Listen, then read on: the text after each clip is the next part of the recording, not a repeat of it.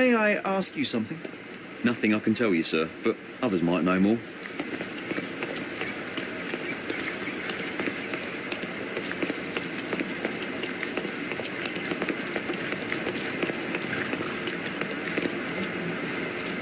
Do you know anything about this?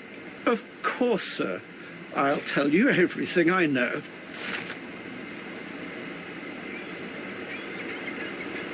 Hello.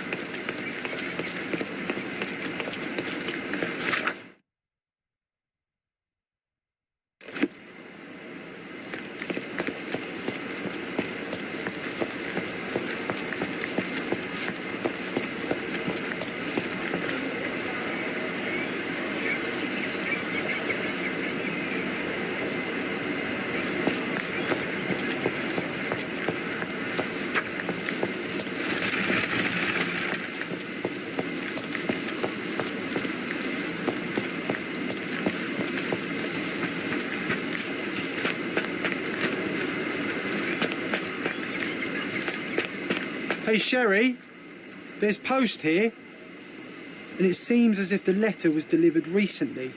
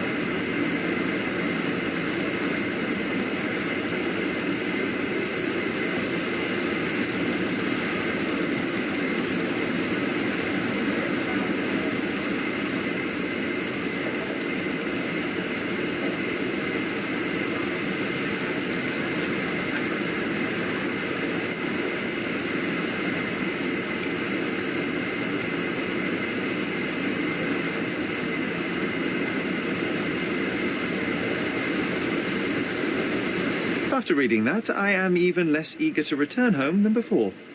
Let's investigate our manor. That's the Mycroft I know. Predictable.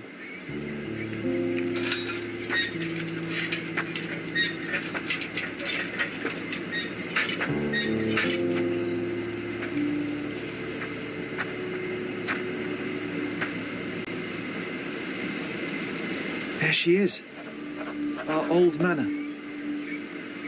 It's smaller than I remember. You were a couple of feet shorter back then, Sherry. Or maybe it's bigger on the inside.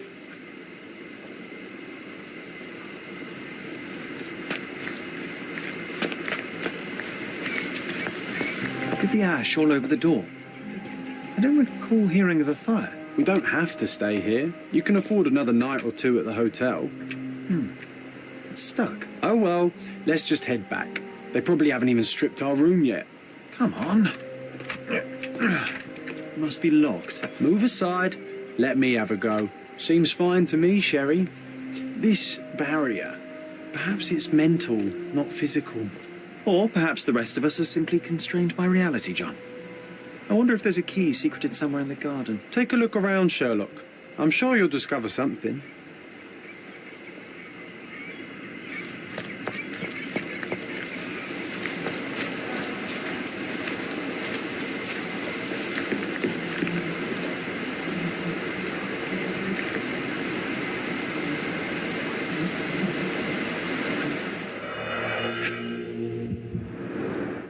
I did not expect these to still be here.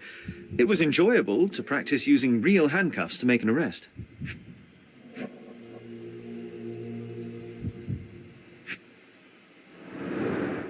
An irreplaceable tool for catching a thief.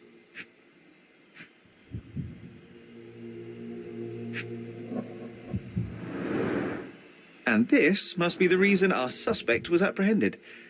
Wood and glass, very precious.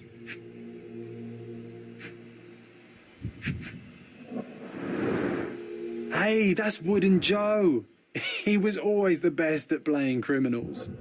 Funny. Wooden Joe reminds me of the trouble we once got in with the police. Do you remember, John? Somewhat. Maybe we can recall more details.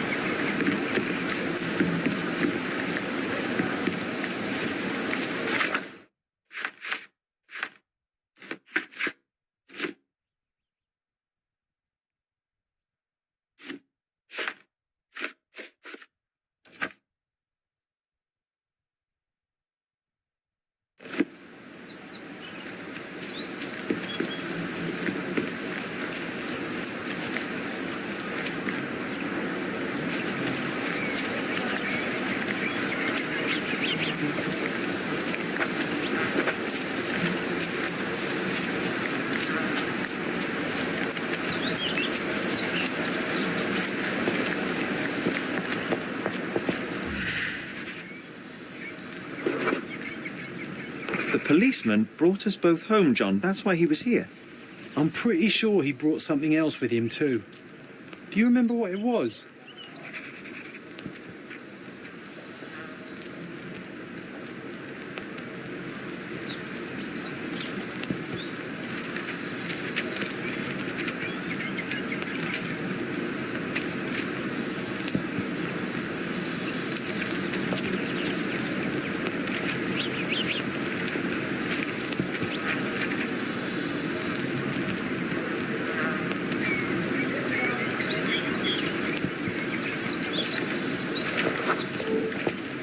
I bet it was our reward.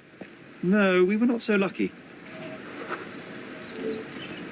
It was a set of lockpicks that we had used to sneak into someone's house. That's why we were arrested. Did someone come out to investigate all the commotion?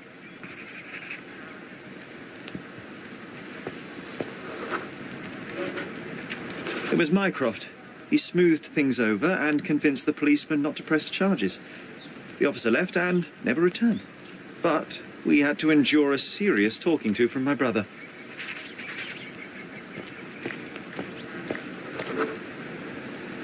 Mycroft wasn't happy about the fact that we were arrested. It felt like he lectured us for hours. Did we give him something afterwards, Sherry?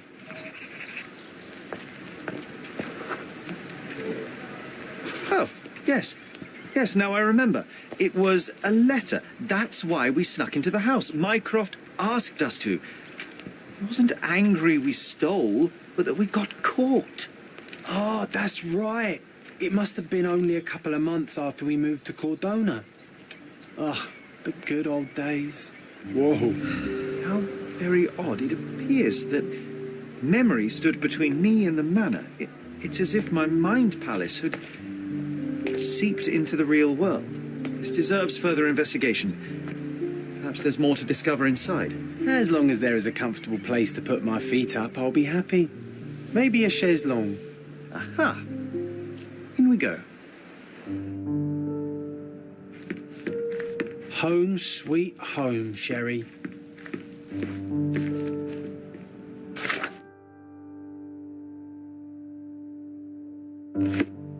Hey, this is the luggage we brought from London, isn't it?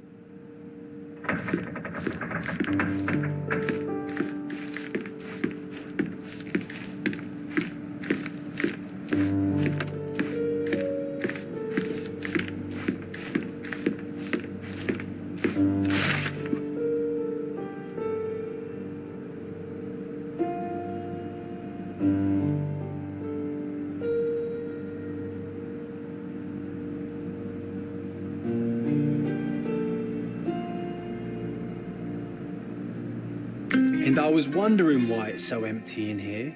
There may be a small chance that some of our property could be found among local traders' wares. It is worth a look, wouldn't you say?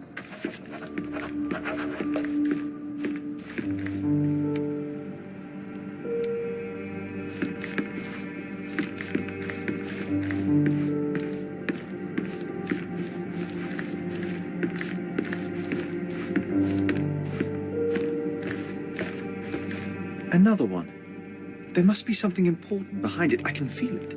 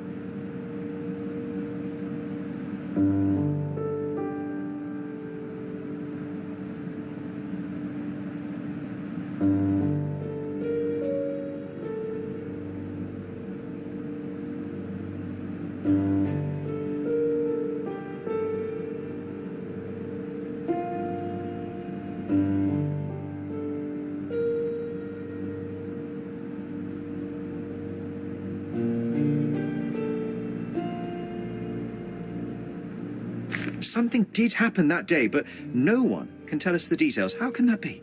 Agreed. It's rather suspicious.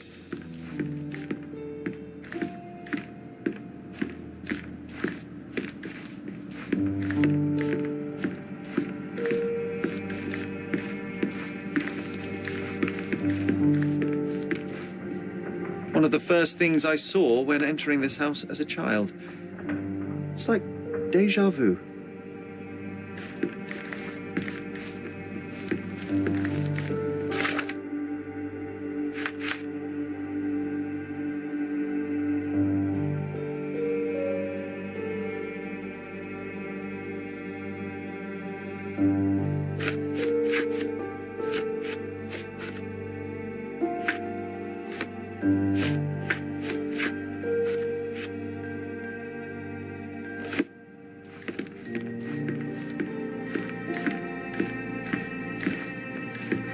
Hey, this is the luggage we brought from London, isn't it?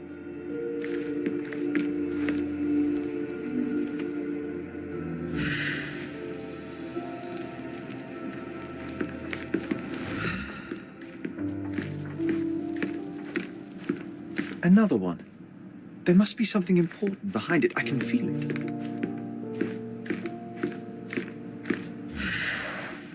I remember how angry Mycroft was about these marks. He called it a frivolous, childish endeavour.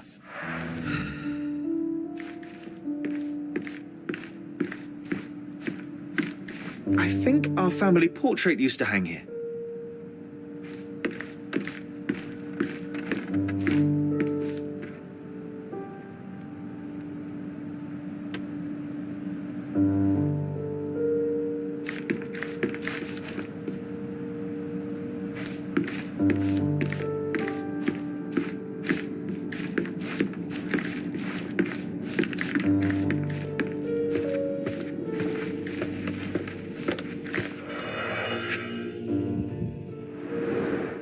This book, where I kept my collection of coins, it used to be bigger.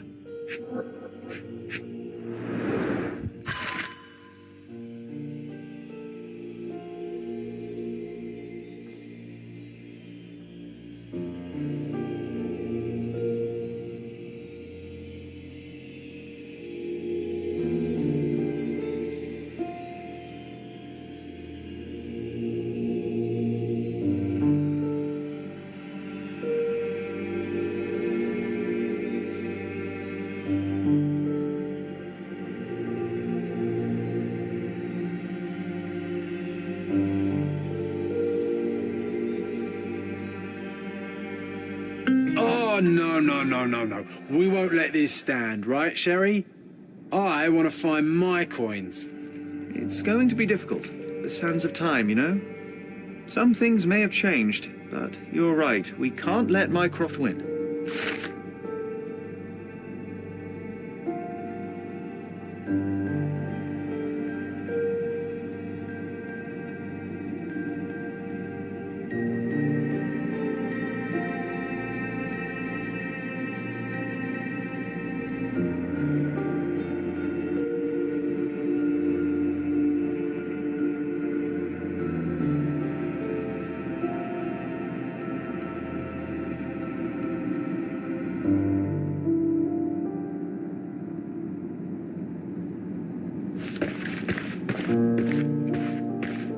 Almost as good as mine.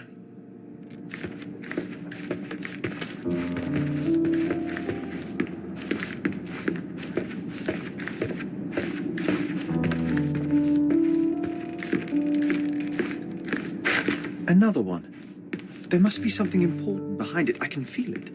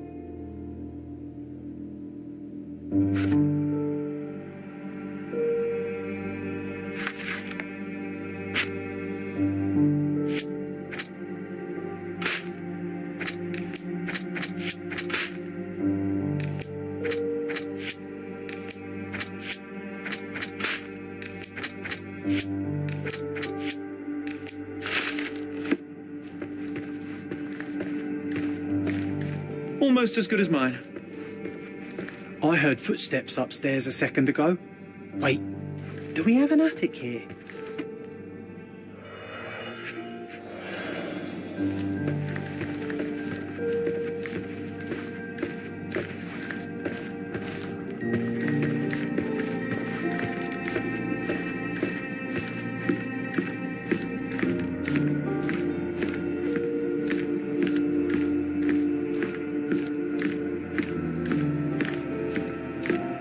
another one.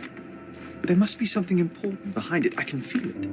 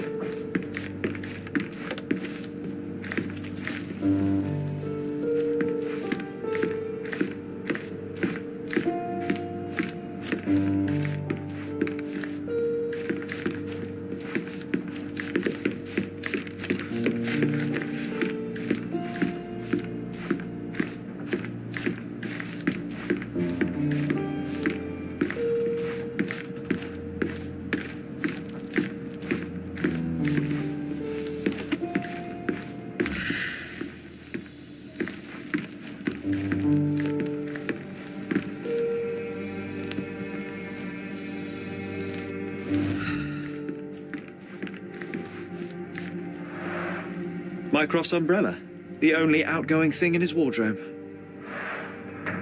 Another memory incoming, Sherry. Strange, I struggle to recall anything about the day we moved in. The only detail I'm sure of is that it was raining early that morning.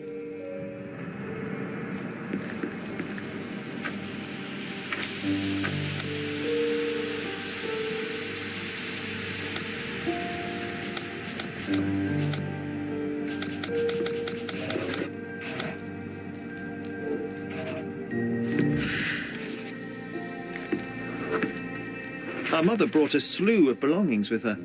She refused to leave a single thing in London. Mycroft had to spend the whole day dealing with it.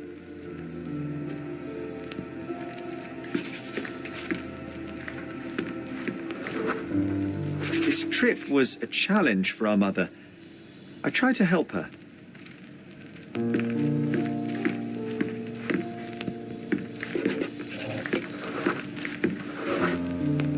There was always a hat on our stand, but I'm sure it did not belong to Mycroft. Do you feel it? Is it the air shimmering, or is it my imagination?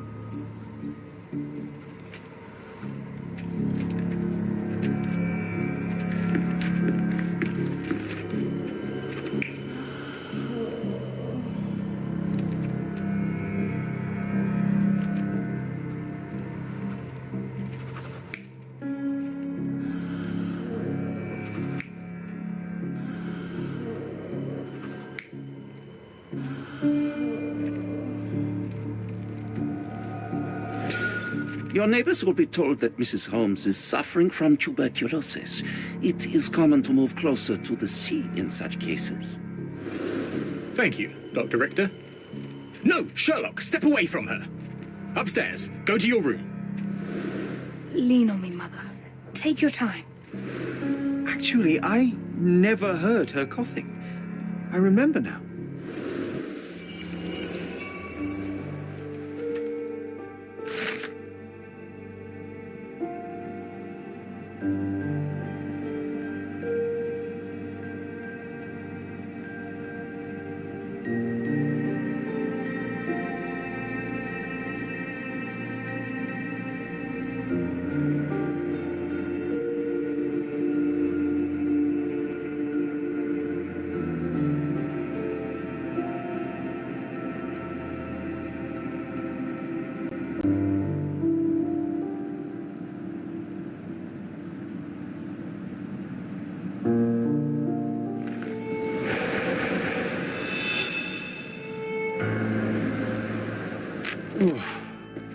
I feel dizzy. It's stuffy in here, isn't it? John, are you all right? I'll be okay in a minute. How about we find our room in the meantime?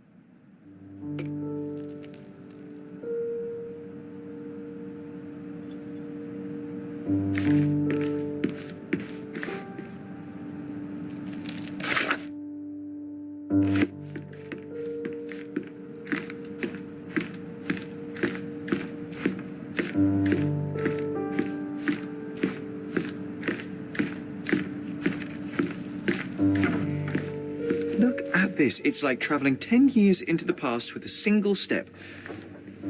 Oddly satisfying. Sharp and well balanced. It would be a pity to leave such a tool behind.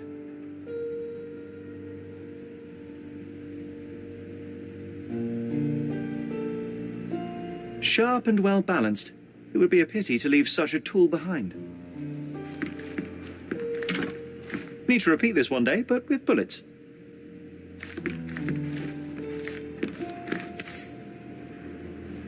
One of John's first pictures. I think this was supposed to be Mycroft. He really has improved his skills since then. This brings back memories. We used this old diary to keep track of our adventures. I think it was my father's. John, do you think we can visit some of the places mentioned in the diary for old time's sake? Why not? Nothing like a stroll down memory lane. Note down the places you'd like to visit, and I'll add what I remember of them. I'll never forget how challenging it was to obtain this simple sketch.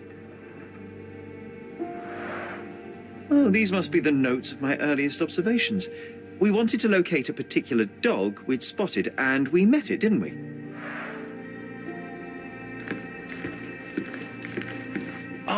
Oh, it reminds me of our neighbour. He had the same balloon in his yard, only bigger. Do you remember? Yes. We visited him several times while living here. Coal dust from Miner's End, sandy dirt from the old city. We scoured the island top to bottom for these soil samples. The first chemical laboratory I ever made. I almost miss its elegant simplicity. Look at this, John. Remember how desperately I wanted to learn the violin? I never had a proper opportunity. Such a shame. I always hated the rule about being silent in this place.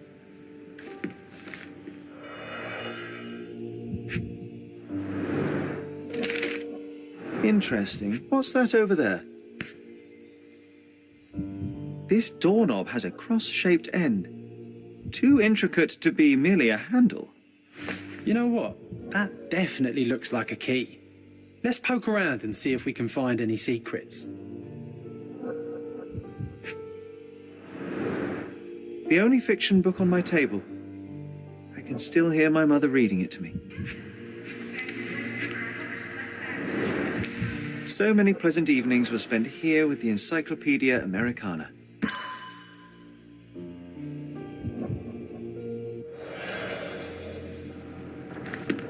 A magnificent tool made for a spurious purpose, staring into the sky. I've definitely found a better use for it. You mean for spying on people?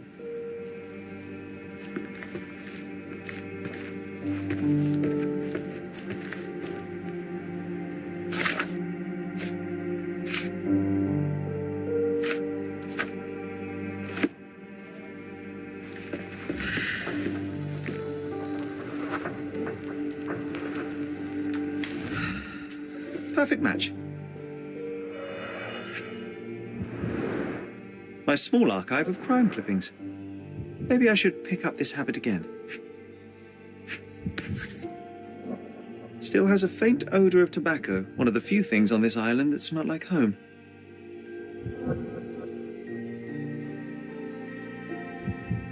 Still has a faint odour of tobacco.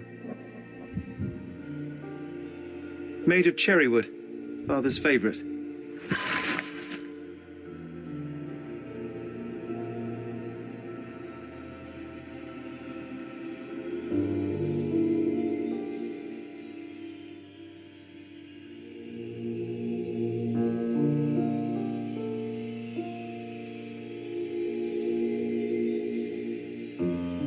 I knew you'd find it in no time.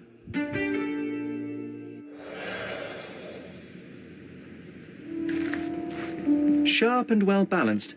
It would be a pity to leave such a tool behind.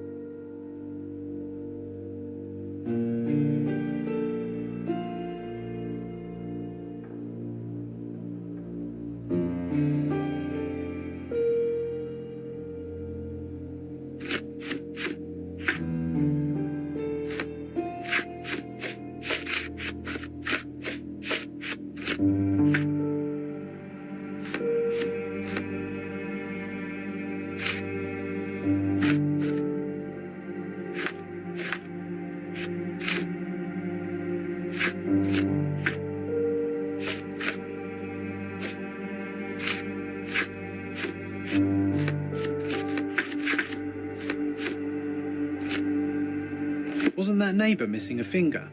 That does sound vaguely familiar. Wasn't his name, Theodore? Theodore Gilden, perhaps? It's the perfect time to investigate.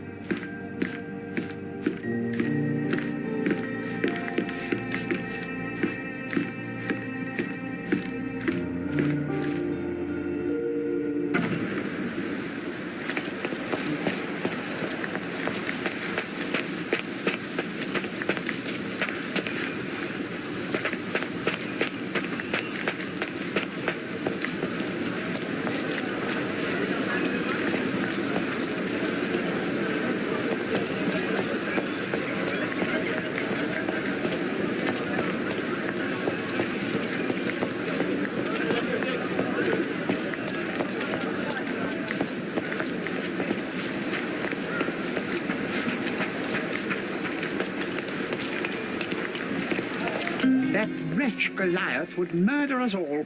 Mark my words.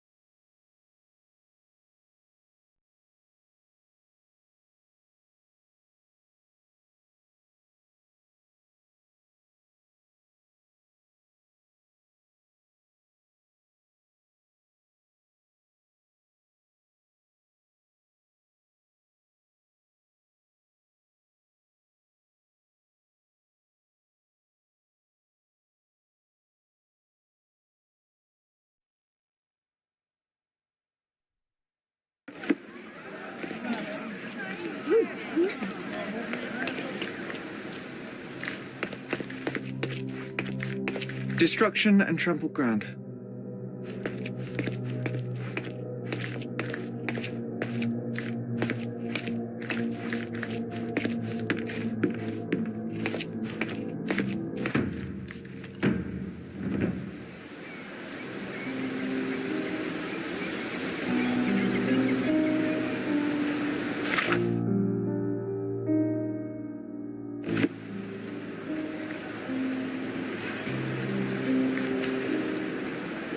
Oof, a contortionist you were not.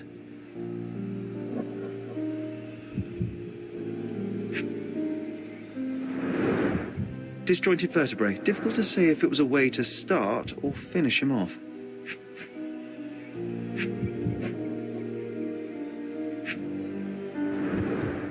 A belt from a dressing gown. Curious.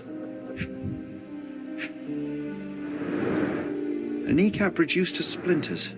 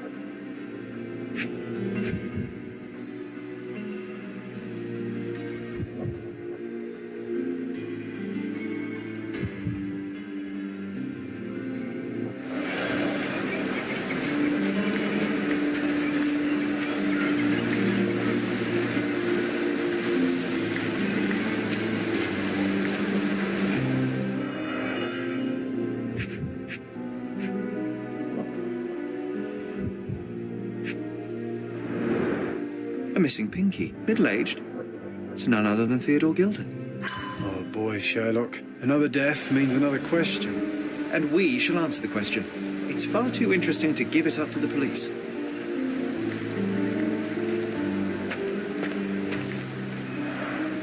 Didn't we get to fly in it as children? I doubt it could hold my weight today.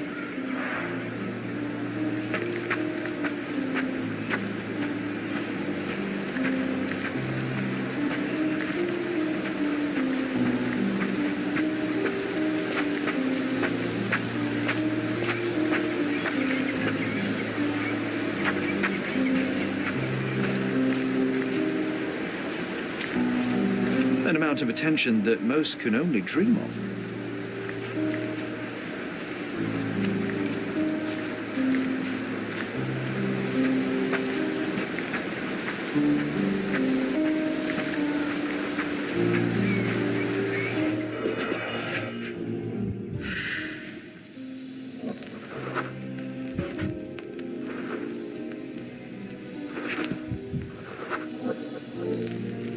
Poke the elephant with this?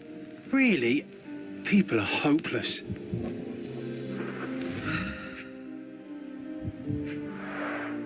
A strong pull broke this leash. A pool of blood and saliva, possibly as a result of impact. Sherlock, take a picture of the footprint. It's valuable evidence.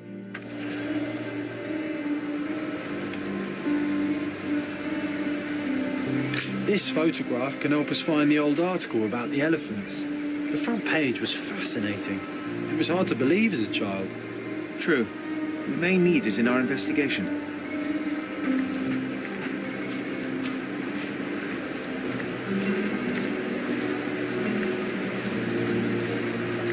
A royal suite for a favourite pet. Plenty of food to satisfy even the most fastidious.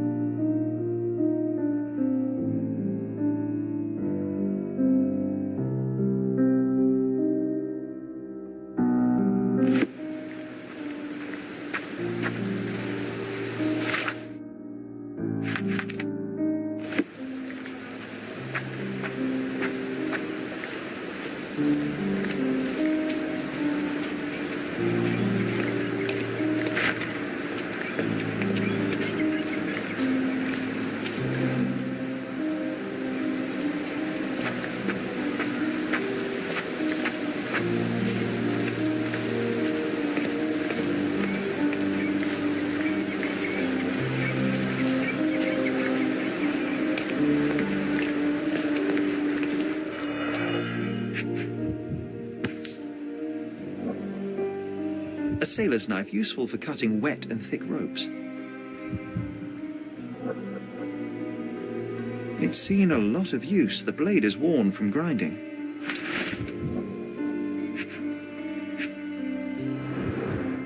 A coal gas tank, enough to pump up an airship.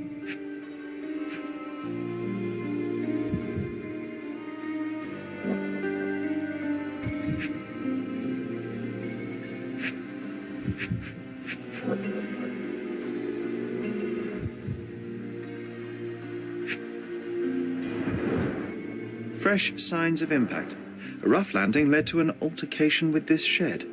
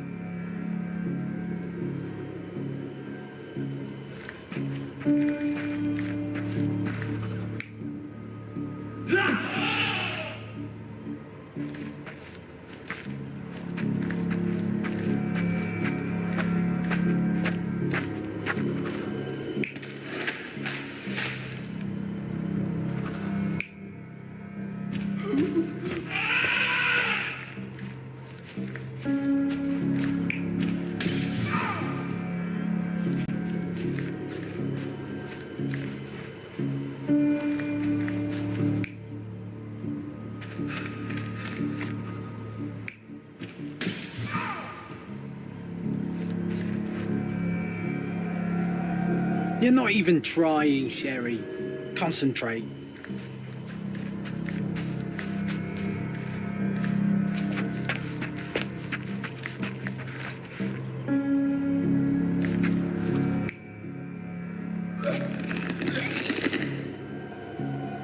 You're not even trying, Sherry.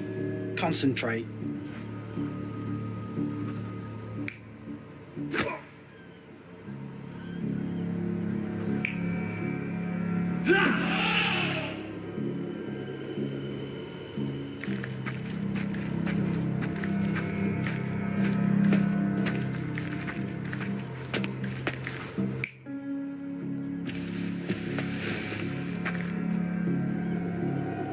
You're not even trying, Sherry. Concentrate.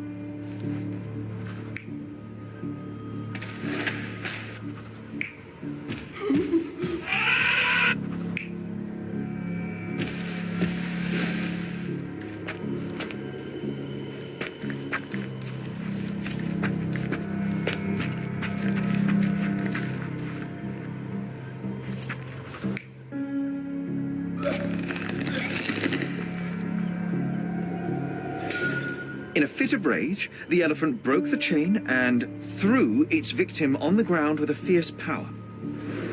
Escaping the scene, it pulled the body with it, but dropped it at the gate. At least some of this was witnessed by a third party who was hurled against the shed. The elephant can't have gone too far. I can still track it. I suppose you find it. Then what? Push it all the way back to the manor?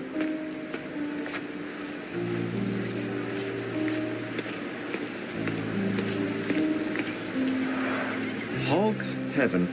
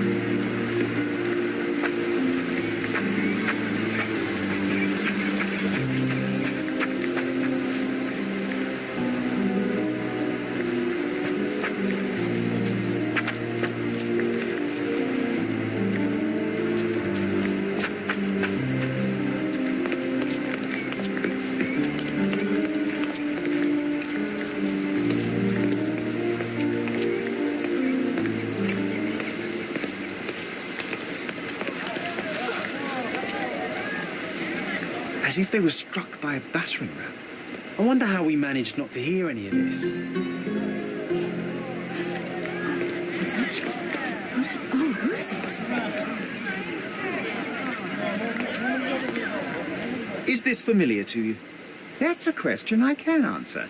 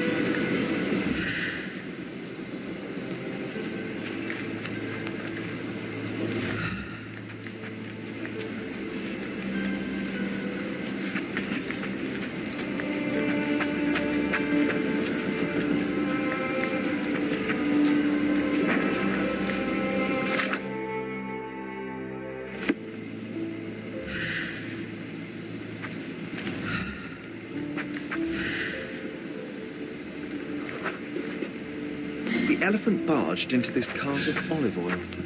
What if we're lucky and he slipped and fell somewhere along the way?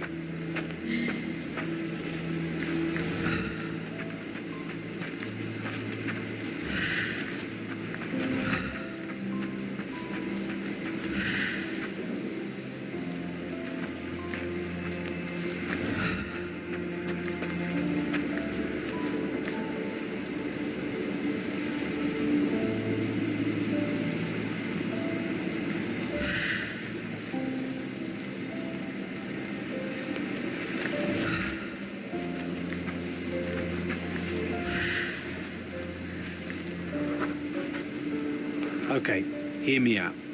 If an elephant falls in the forest and there's no one around to... John, no. Oh, you're such a killjoy.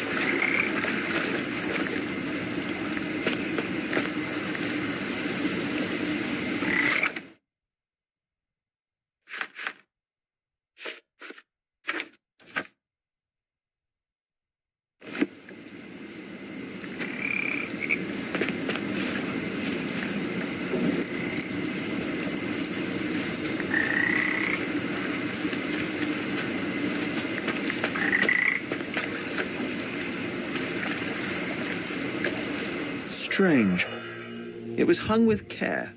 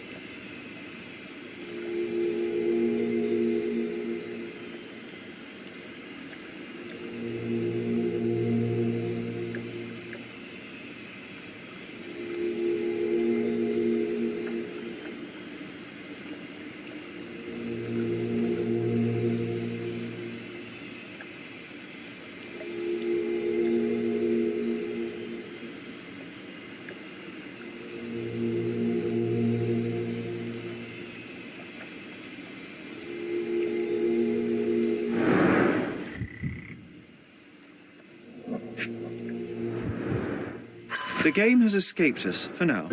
We'll find a solution to the elephant problem later.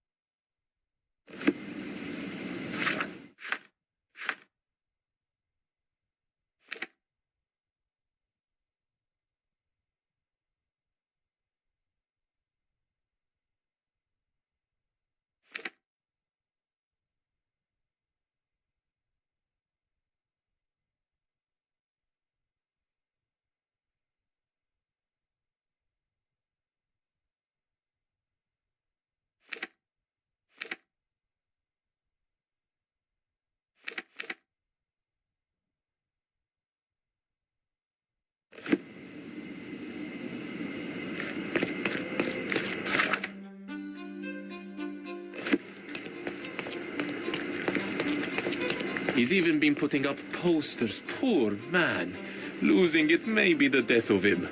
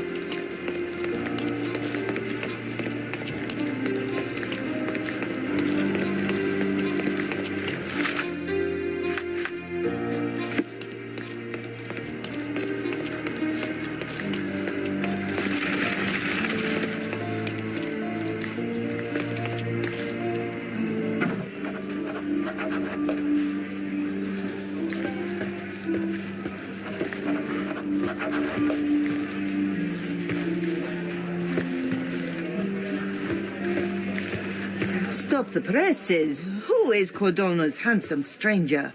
Or nosebagger spurns local life? Wait, no. Foppish foreigner hides dark past. Oh, you've made quite the impression already, Mr. Holmes. You care to tell your side of the story? I'm quite certain I have no idea as to what you refer, and I am further certain I have no interest in indulging your gossip. Gossip? The truth will come out, but will only be heard if told well. Scandal, daring-do, romance. These are the tools of every good journalist. Nothing travels faster or lasts longer than a great story. Young man, your tale will be told with or without you. My readers demand it. You already knew my name and seem aware of my doings here in Cordona. I presume this newspaper is your little endeavor? Yasmin Sertel, editor-in-chief of the Cordona Chronicle. Advocate of the free press, voice of the people, scourge of the silk stocking. Charmed, I'm sure. As an advocate of the free press, I trust you'll permit me to consult your archives? There are gaps in my knowledge of Cordona. Oh, so my work does have merit. Well, I think we can strike a bargain. I shall provide you access, and you let me keep writing about your exploits. So be it. Brooding bachelor builds bridges. Now that's character development. I guess I owe you my gratitude. What can I say? I've always enjoyed working with the Holmes. They whisper such interesting things. I'm watching you closely, Mr. Holmes.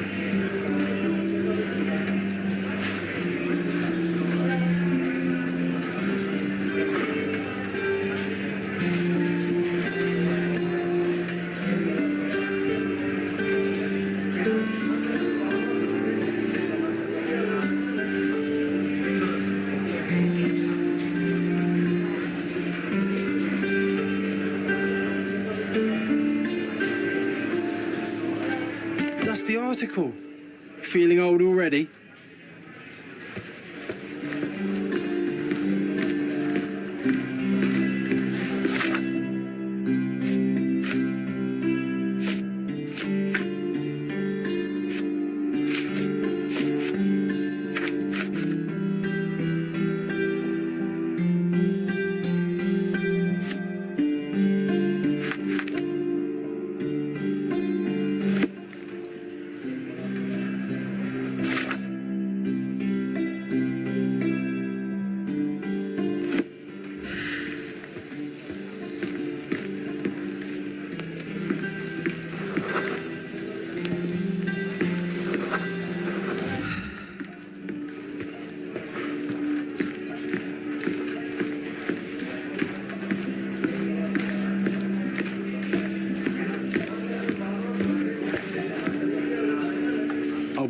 Here.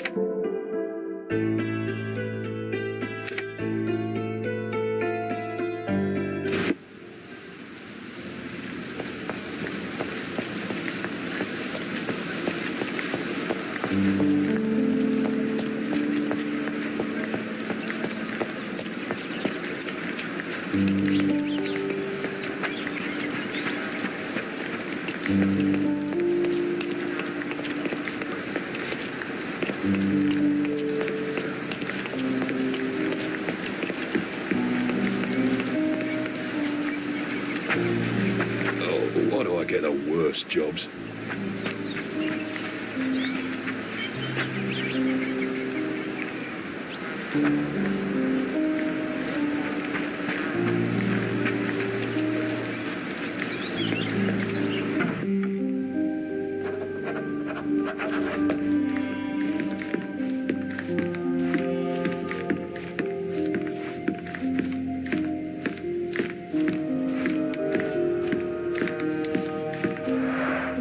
This young lady has a childish interest for her age.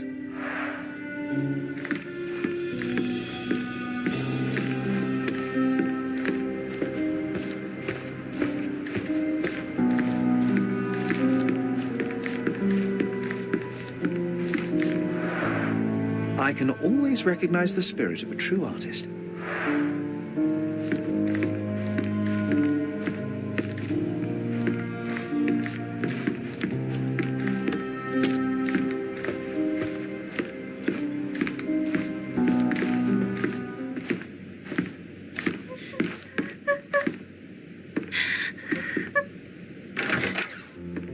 You.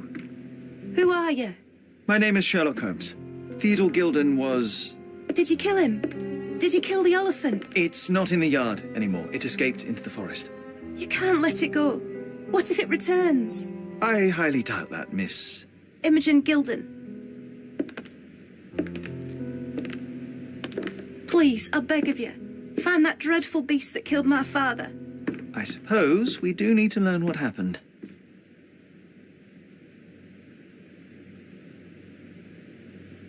Can you tell me what happened? From the very start. I was here, so I didn't see how it began. My father visits the enclosure every morning to wake up Goliath. Today, I heard the elephant scream. I've never heard such a horrifying sound. My heart stopped. I knew something was wrong. I looked through my window and saw how it lifted my father up by his neck. I rushed downstairs. I saw it dragging my father as if he were a doll. I threw stones at it. It dropped my father's body and charged outside, screaming. Its roar was almost human. I was frightened, so I ran inside and hid here.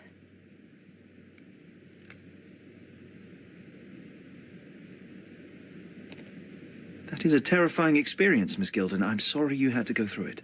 Thank you. Goliath must be caught, Mr. Holmes. Well, thank you for the information, Miss Gilden. I did have some questions for your father. Perhaps you might help me with them? I wasn't privy to much of my father's life, and it's very hard to think of anything at all with Goliath still loose. Please, Mr. Holmes. Very well. Do you mind if I ask you more questions if I find anything that might help? Anything to catch that monster.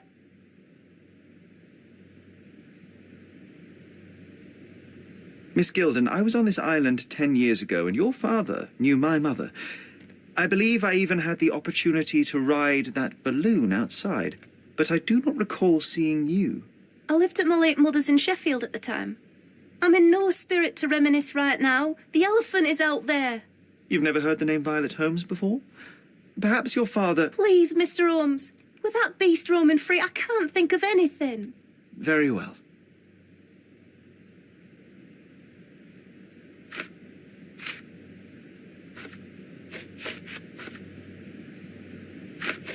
I don't have any thoughts on this.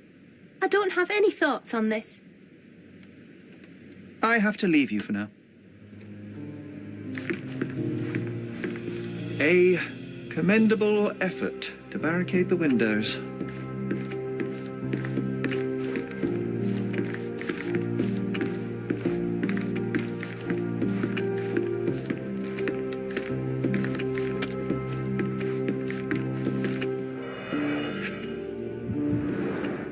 She packed as much as she could carry. The same dull poses on all romantic photographs.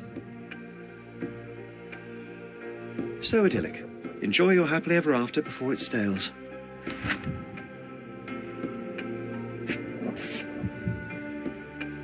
False idols? Oh, sounds utterly dreary. Hey, Sherry, we need to talk. You found false idols. We need to find the remaining two.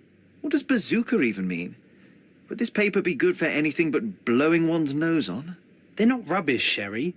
There's something more. I'm serious.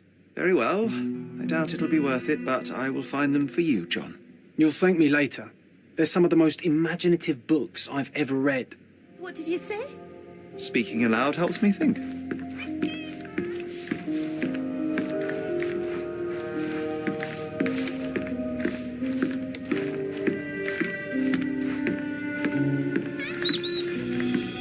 Who's a cute bird?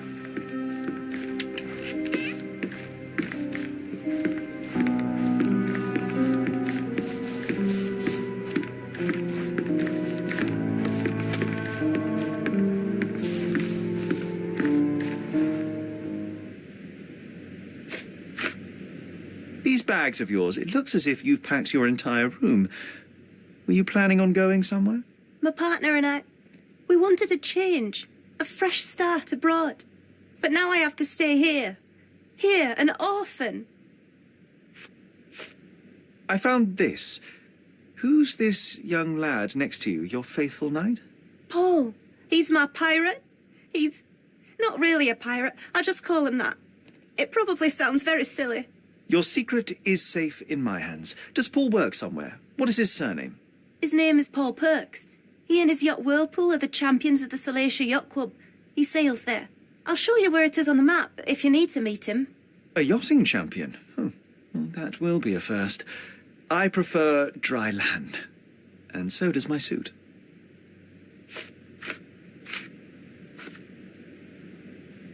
How can you read something like this? It's hard to swallow, and that's not due to the hard cover. You're hardly serious. Any library without Nabe and Laura is incomplete. If you can read, then these books are an absolute must. Love and adventure. They're about life.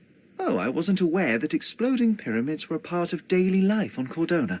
You haven't seen life, so you might try reading about it at least.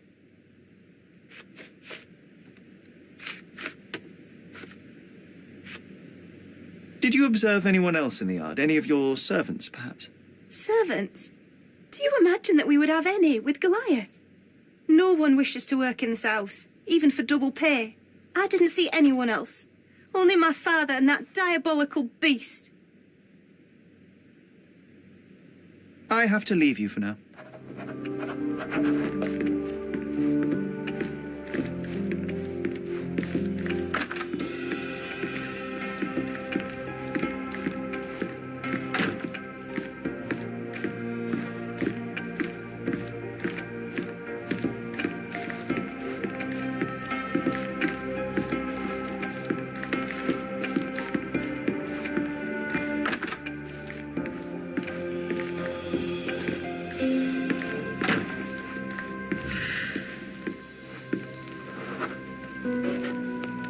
The nicest spot in the room.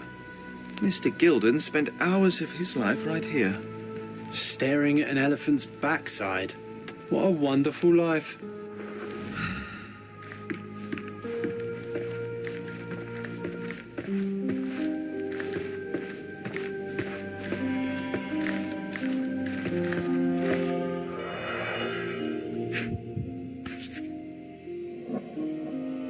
I think Miss Gilden has barely matured.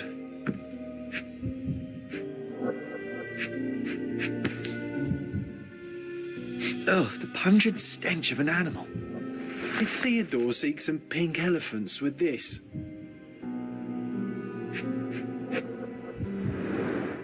A relatively functional choice to replace the finger.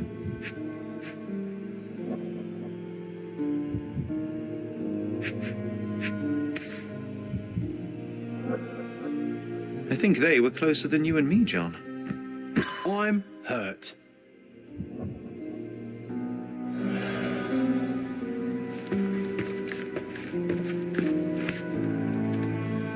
Mother. It's nice to see her young and smiling. From before Mycroft was born, our family loves to prod at the past. Holmes's desire to rake up the past is hereditary. Quite the spectrum, from the history of the Roman Empire to conspiracy theories of the French Revolution.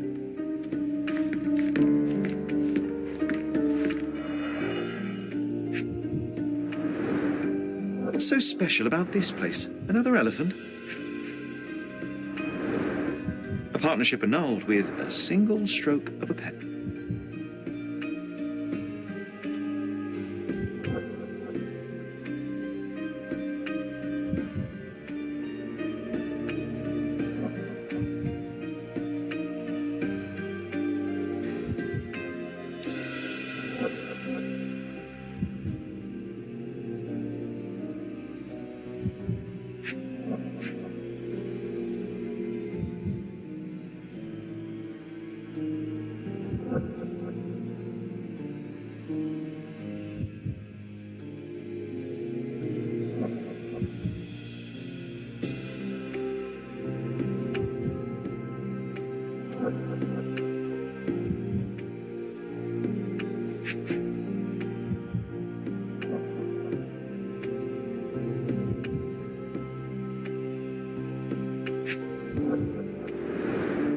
A catchy title.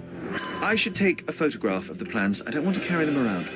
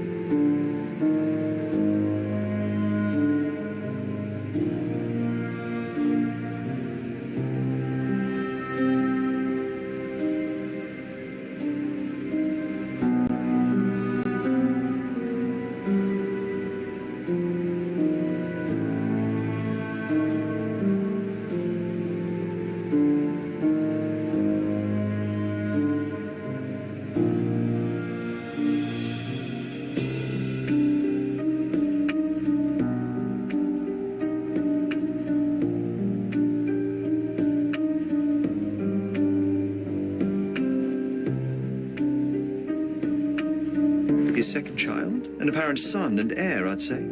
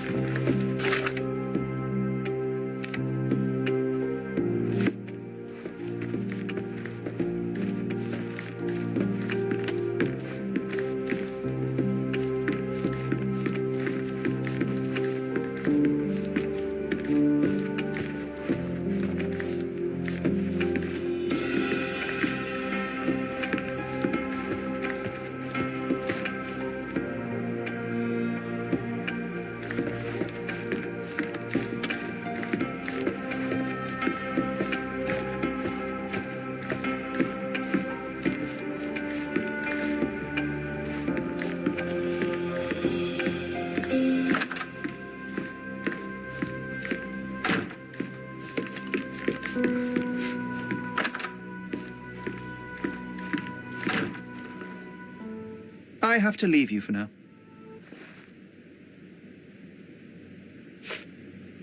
And, which part of the elephant is in here? It's quite pungent. Oh, that. It's elephant sweat. Father believed that it might replace traditional ambergris. Well, that's true entrepreneur spirit. A. Swift, is this name familiar to you? Your father had it removed from this plan. Oh, that's Arthur Swift. I've seen him a couple of times here. He works with my father in the old city, digging up something ancient. He is an archaeologist? That's the word, yes. But to be truthful, I really don't think Mr. Swift is fit to be one. I've just learnt a lot about archaeology from my favourite book series. Oh, they are page-turners. Inspirational, I'm sure, but would you happen to know where this Mr. Swift might be found? I don't, but perhaps you can find out somewhere. My father's work with him is all official. Lots of boring legal papers with signatures and stuff.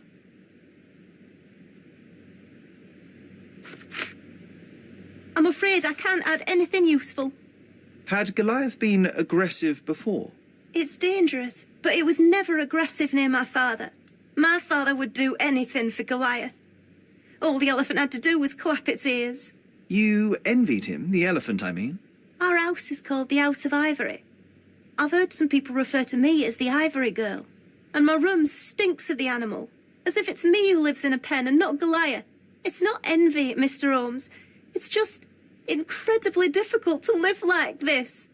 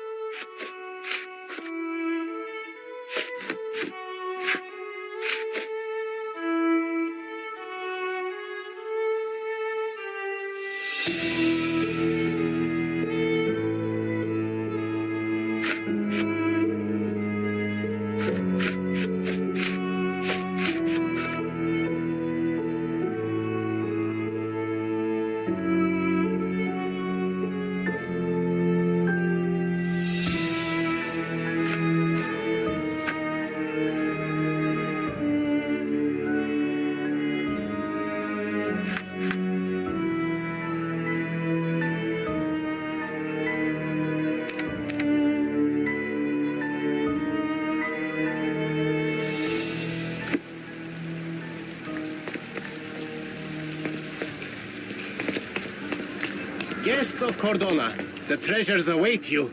Collect them all and return for more.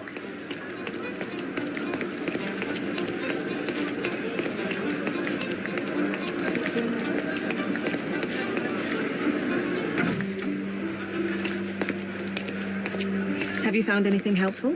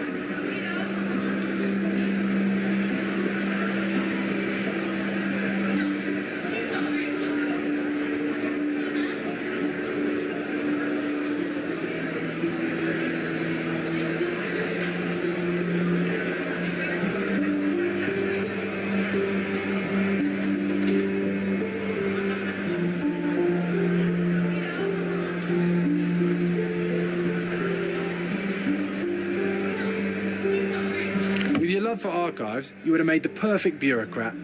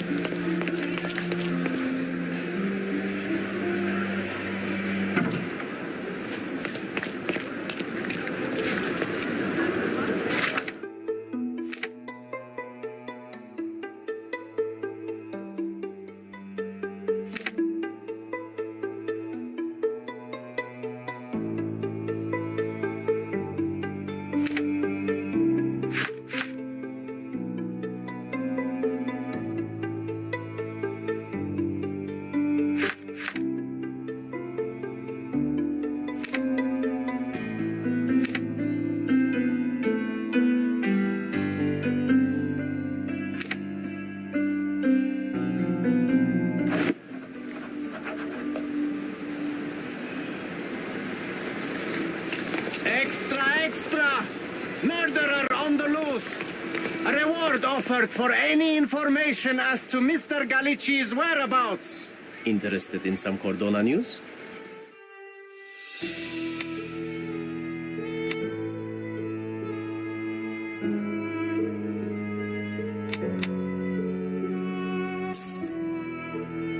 Check the front page. You won't regret it.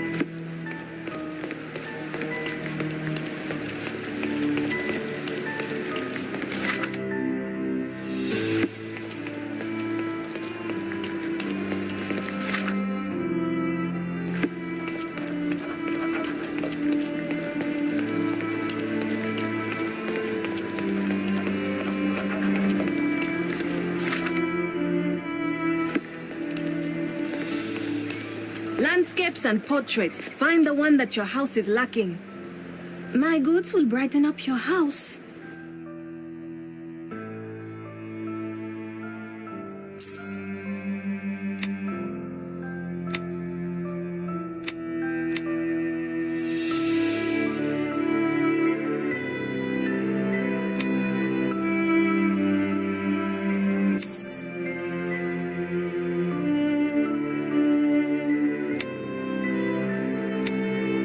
Enjoy your purchase.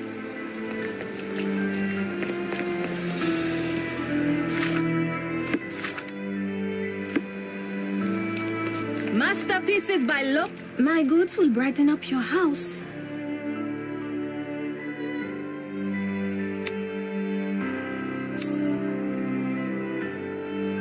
Enjoy your purchase.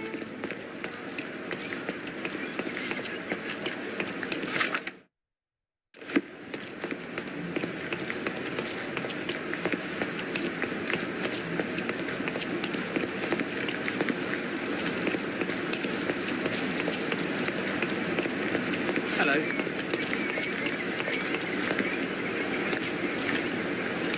May I ask for your assistance? That's a question I can answer.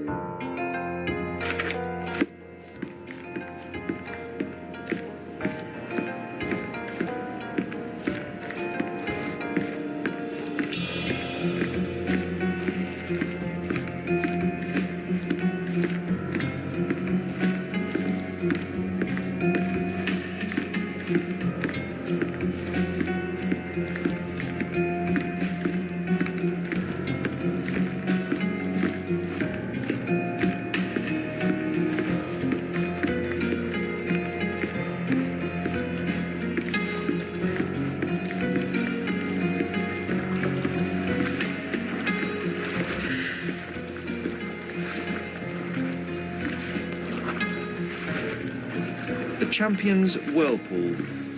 All's bread and butter.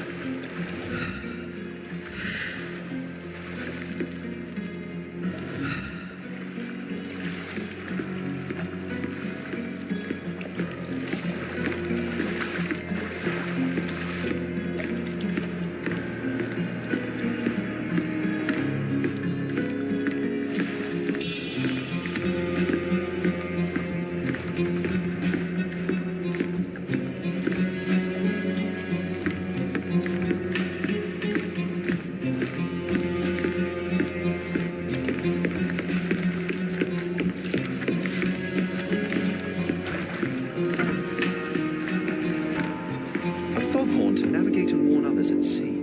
You should have a warning to cover your ears.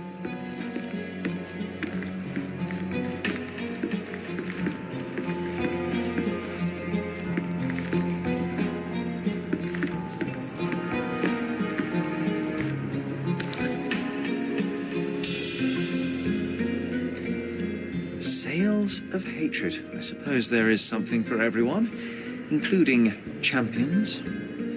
Who knew archaeology could be so exciting? Exciting is certainly a word.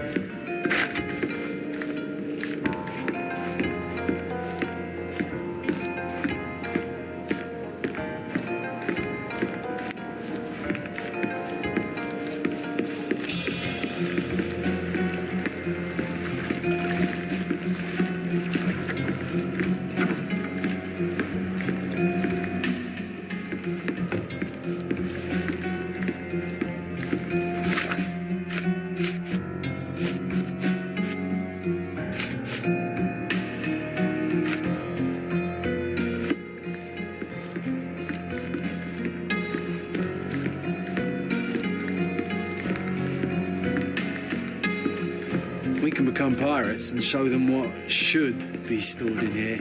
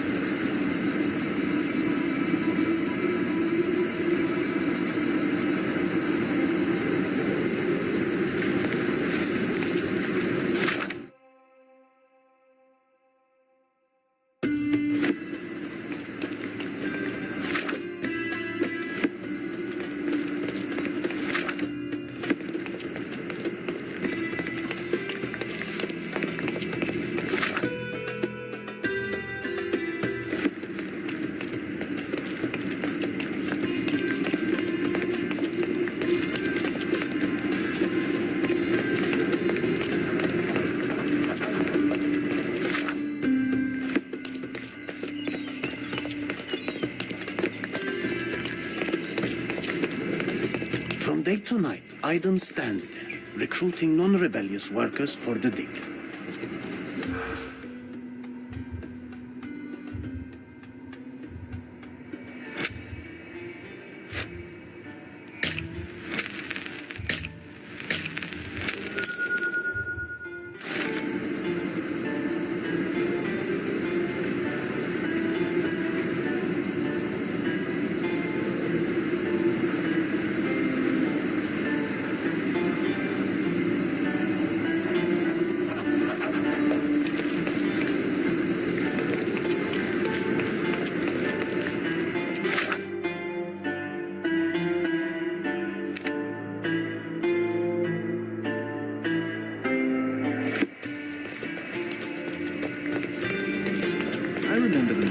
Cordona's legendary pirate, the Robin Hood of the place. Do you recall it, John? I do.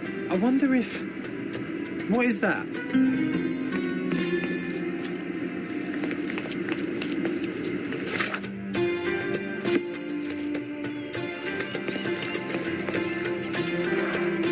Karim of the Silver Hand, the pirate with a golden heart. I told you I remembered him.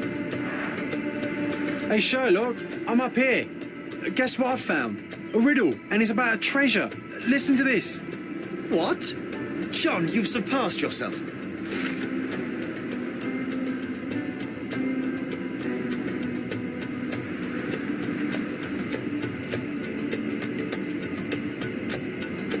Come on, Sherry. This is just like the old days. Sherlock and John on a pirate's treasure adventure.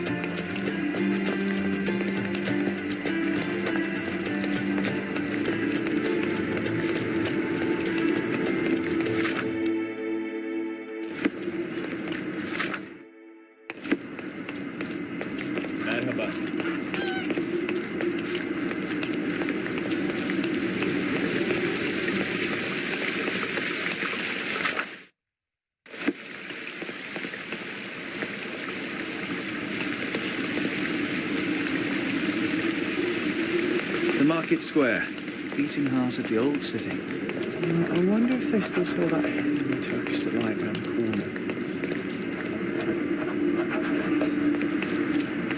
Nice affordable clothes. Decorate Step your right house up. in Oriental style.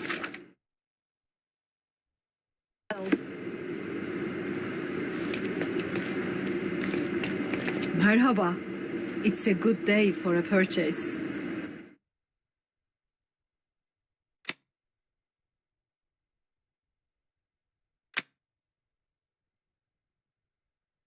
Don't hurry, we can bargain.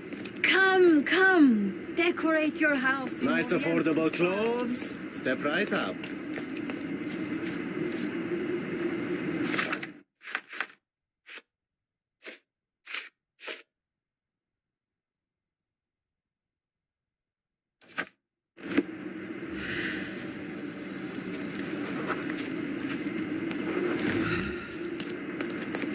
Stop blocking the view.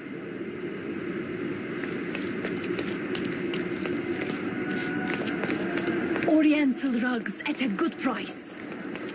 Don't miss out on my unique clothes.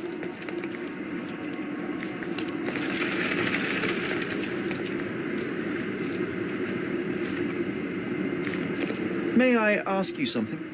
Mr. Fancy Clothes won't find any answers here.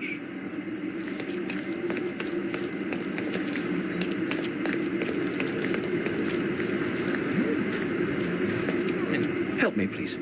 Sorry, but I never heard of this. Everyone's looking at us, Sherry. You sure you know what you're doing?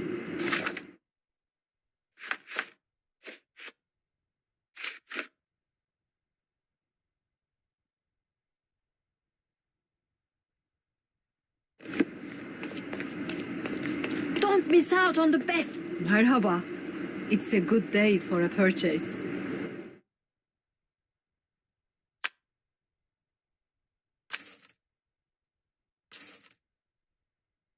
May your purchase bring you joy.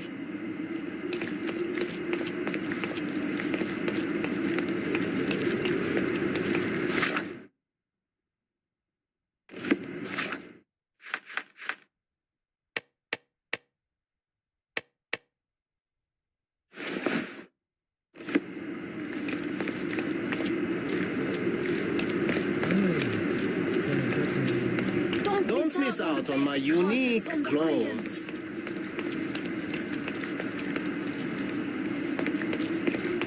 Stop blocking the view.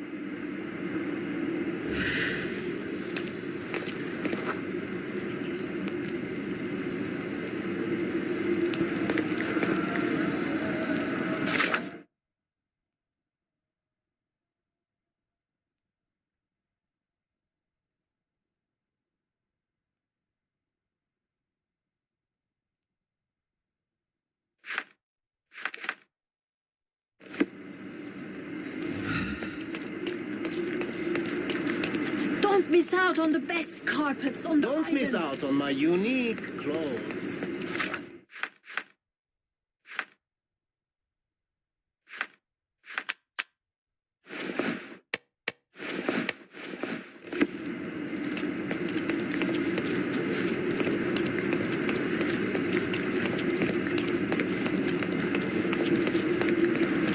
Sir, kind sir, might I steal your attention? I am not buying. Ah, that is the thing. You won't waste a single mangir.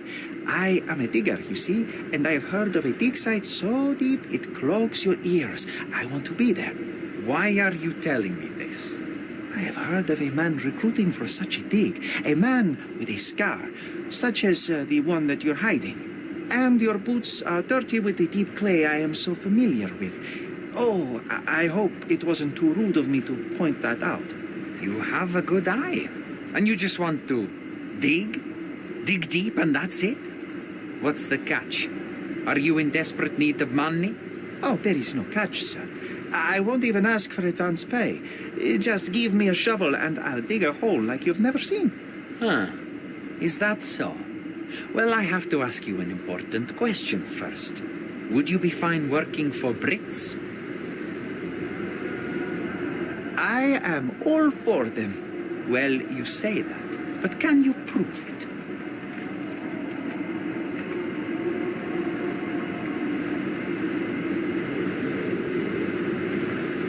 I'll sing you a very special song. God save our gracious queen. Cut it! Or people here will make you their queen. I can also speak in limericks. Please don't. You might be a little bit weak in the head, but a natural bone digger with a keen eye is what we need. Take this permission slip and go to this address. The guard will let you in and check with the professor once you're there.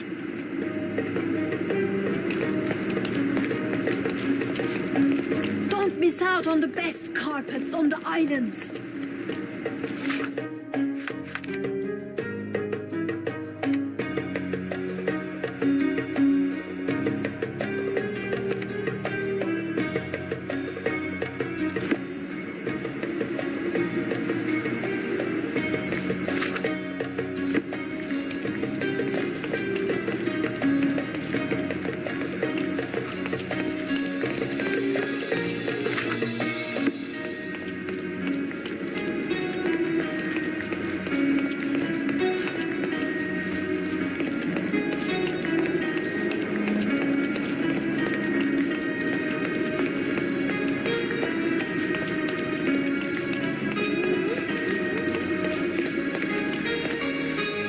Stop loitering and get inside.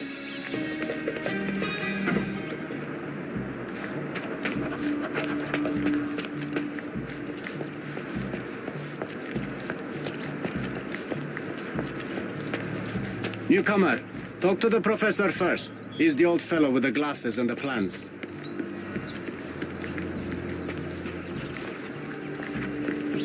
Don't touch anything here. Get back to work. Where's the fire in your eyes? Where's the smile? I am sick and tired of seeing apathy among the new workers. Sir, believe me, I do have the spark. I want to start work straight away. It's as important to me as it is to you. Ah, that's the spirit. I'm on the verge of a great discovery.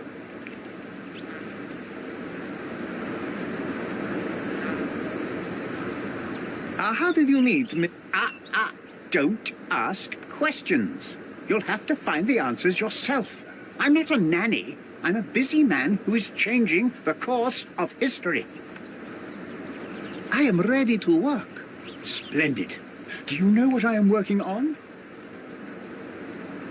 The ivory bats. Everyone is looking forward to the grand opening. Who told you this nonsense? Why would you contaminate history with this base desire for leisure? We are looking for Vitus Lemonius's tomb. This is our goal, to find the artifacts of the early Roman Empire. Let's continue. I am Professor Swift. We have 3 rules here. Don't touch anything, always return the tools, and don't distract me unless you find something. Sounds simple enough.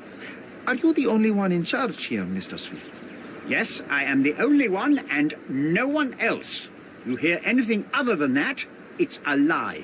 People of your kind can have difficulty understanding who's in charge. Take a minute, memorize my face, and then get to work.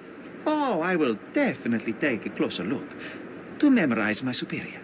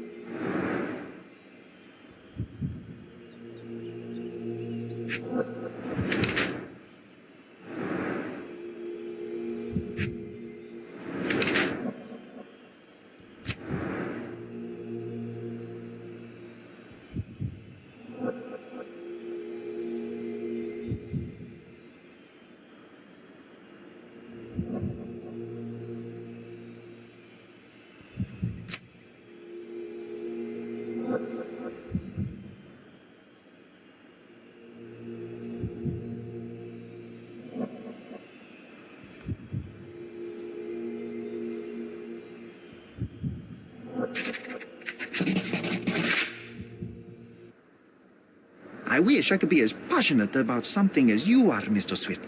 You value knowledge and dedication over everything else. It's a long road, young man. A sharp eye and attention to detail are the only stepping stones along this path. You have to sacrifice everything you love for the larger prize. Exactly. So much in life is superficial. I wish more people would understand. I never heard a truer word, lad. Folk will ignore what truly matters in life, and for what? Convenience. Bold words indeed. I doubt that many scientists would be willing to support their bragging with fieldwork. The academic world is full of restrictions. Our honourable professors are too afraid to dirty their hands. God forbid if they have a stain on their shirt. You can follow in my footsteps. You can start learning by returning to work. Show me what you can find.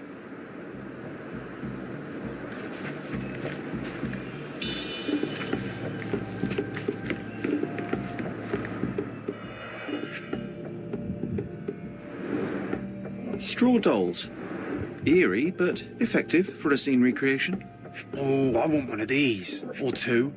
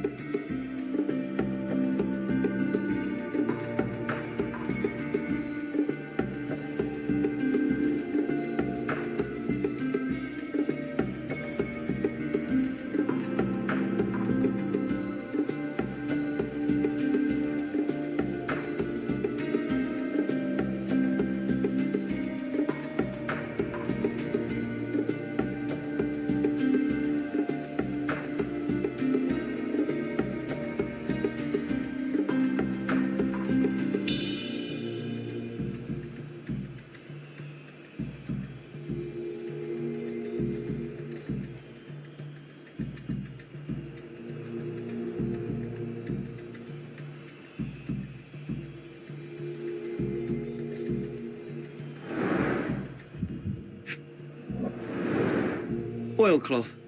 Won't fade and waterproof. Enough here to make 10 sails and more.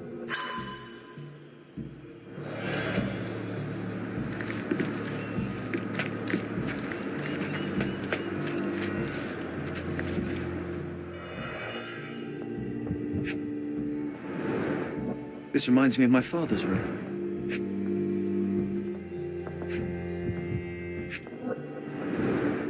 A plan for this whole operation.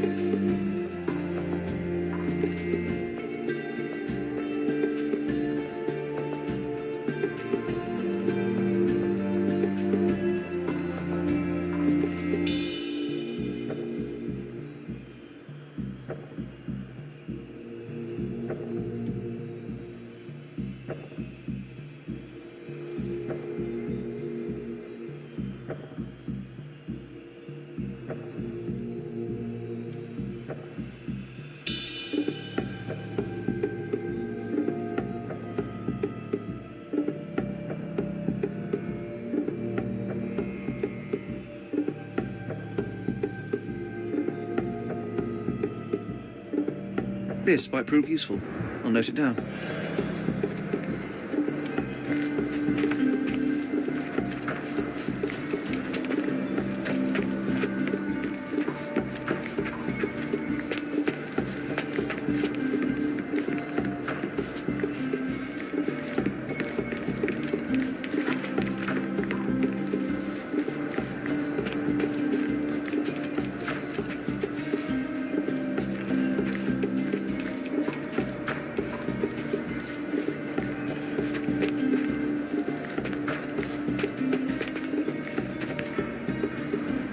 Sharpest pickaxe.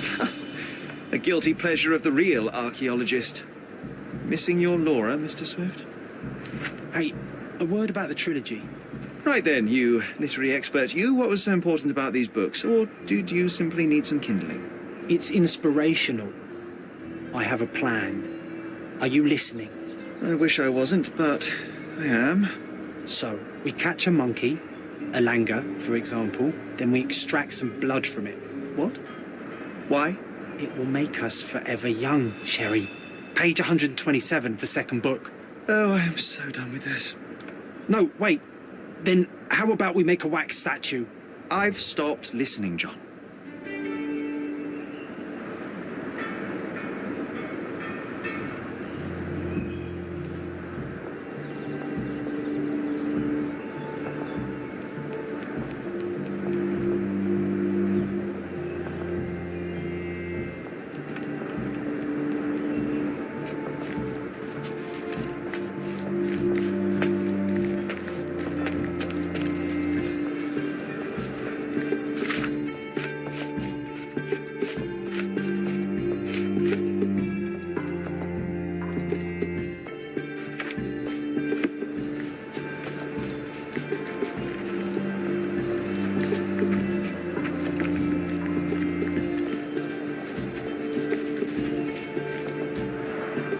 Somehow the text remains legible.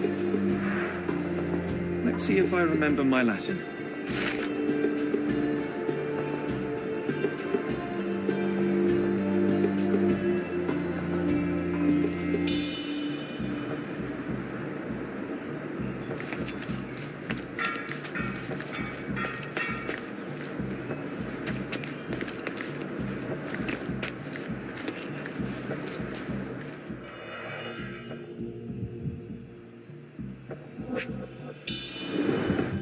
A sickle for harvesting. The ancient Romans honoured the seasons.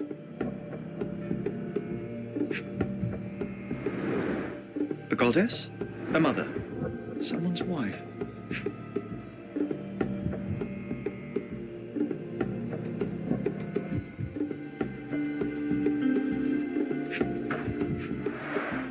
There were 4 statues here originally. I wonder what the 3 other statues look like.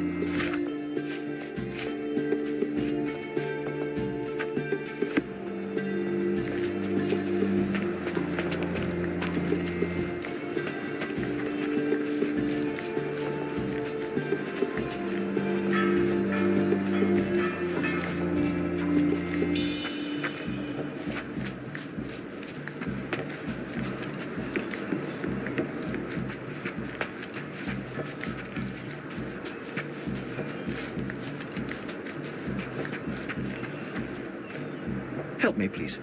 I like you, friend, but I can't help you.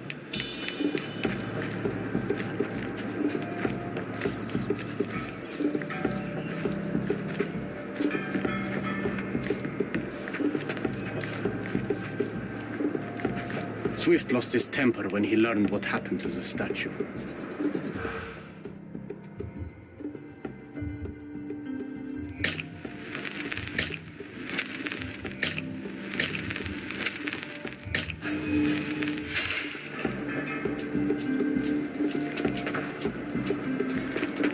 Swift lost his temper when he learned what happened to the statue.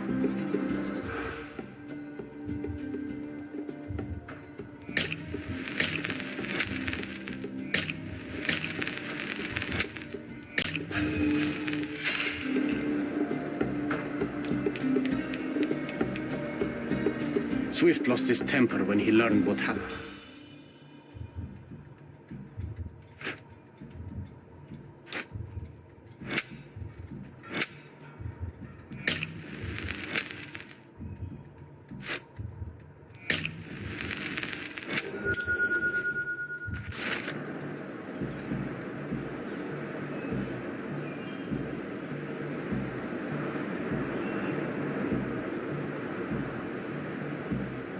I see now. Mr. Swift didn't realize the significance of the statues.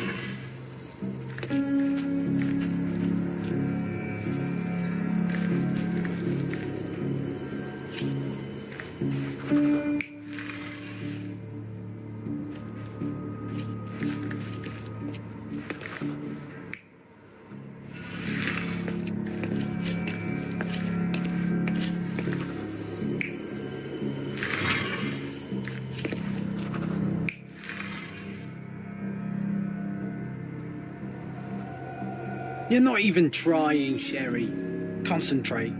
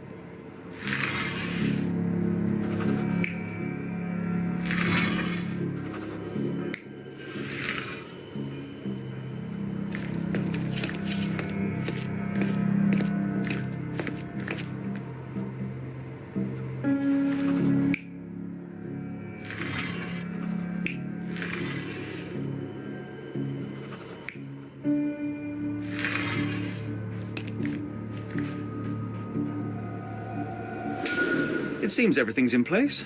Now, let's see what this has to tell us.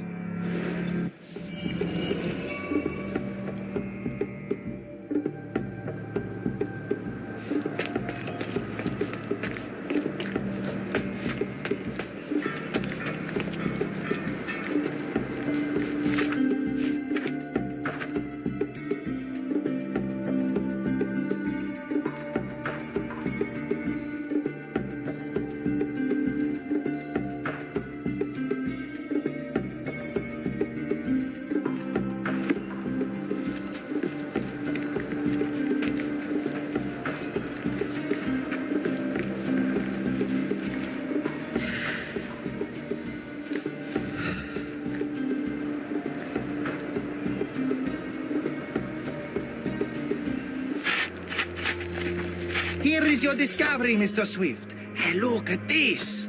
What have you found? Don't let anyone touch anything there. Eureka! I found you, my friend.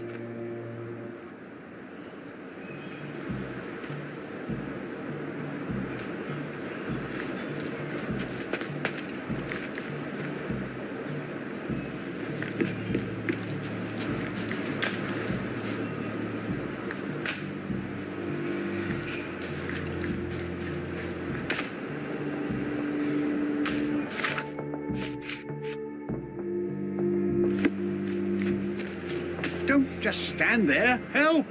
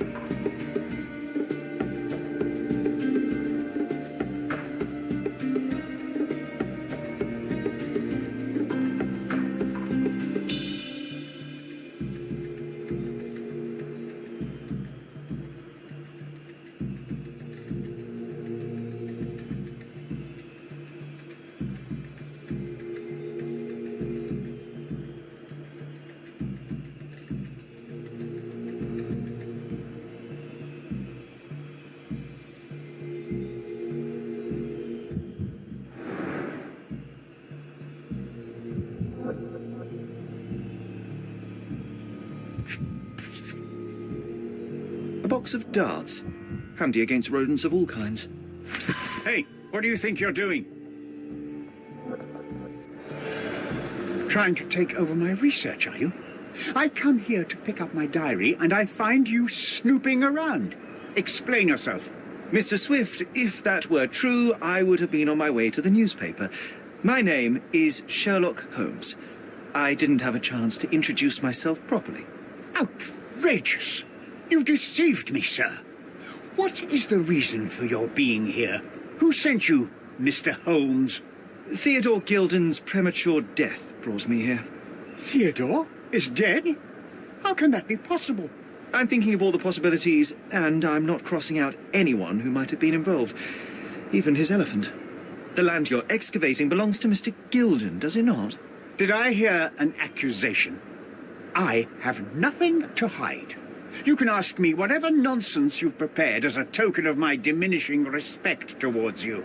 Very well, Mr. Swift. I appreciate your cooperation. When was the last time you saw Mr. Gilden? A couple of days ago. We discussed the site. I believe in the tomb and its secrets. Theodore's patience was stretched, however. He was already inventing new projects. It wasn't a long conversation. I suppose that his daughter will inherit everything now, along with all of the eccentricities and problems. And not forgetting Goliath. Eccentricities and problems, Mr. Holmes. One of many. Were you at the site this morning? Affirmative. This project is taking a lot of my time, as you see. I spend more time underground than on the surface. When did you learn about Theodore's death? Just now. You just told me. And you aren't surprised, shocked? I won't tell anyone if you shed a tear or two. Weren't you partners, after all? We were.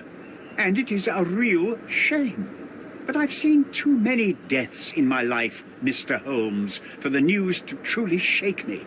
Will you allow me to return to my research? Or are you insisting on remaining an obstacle?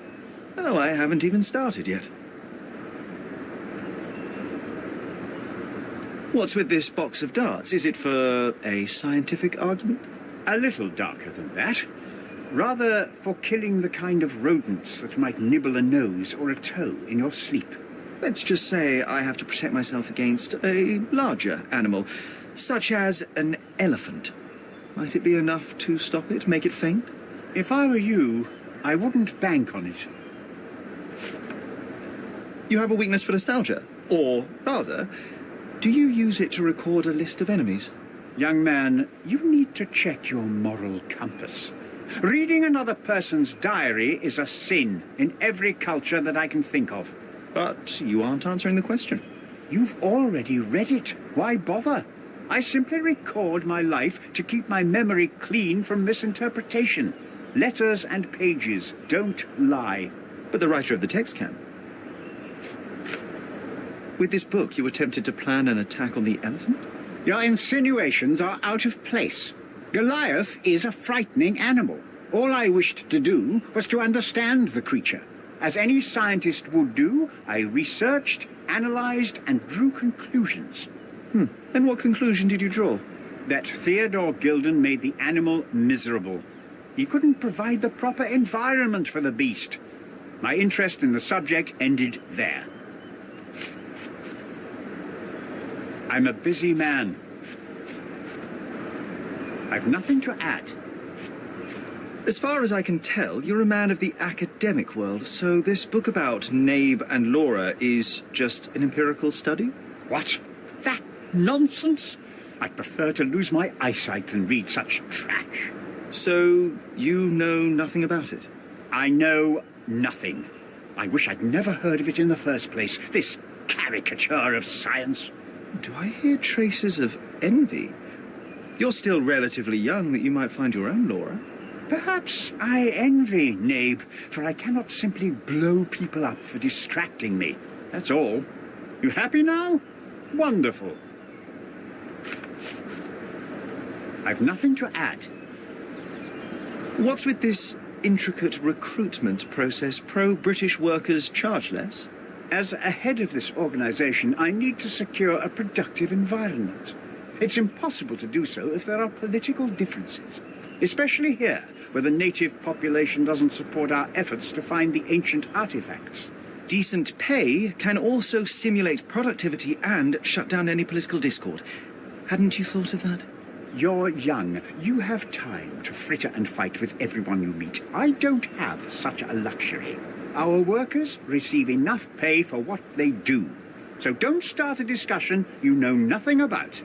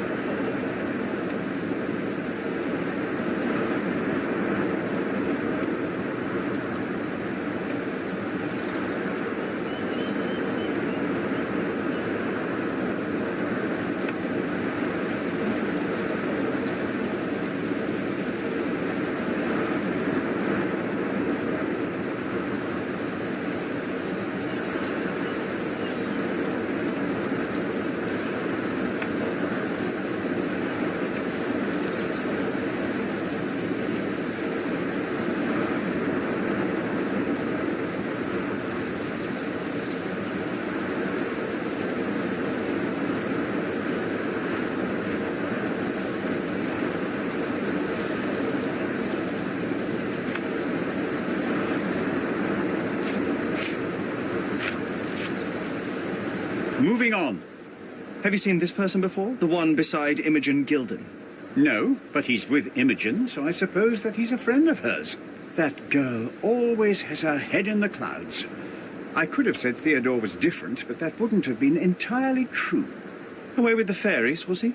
That's one way of putting it. Either way, I don't know much about Imogen's life or her friends. The type of elite that pretends to be educated.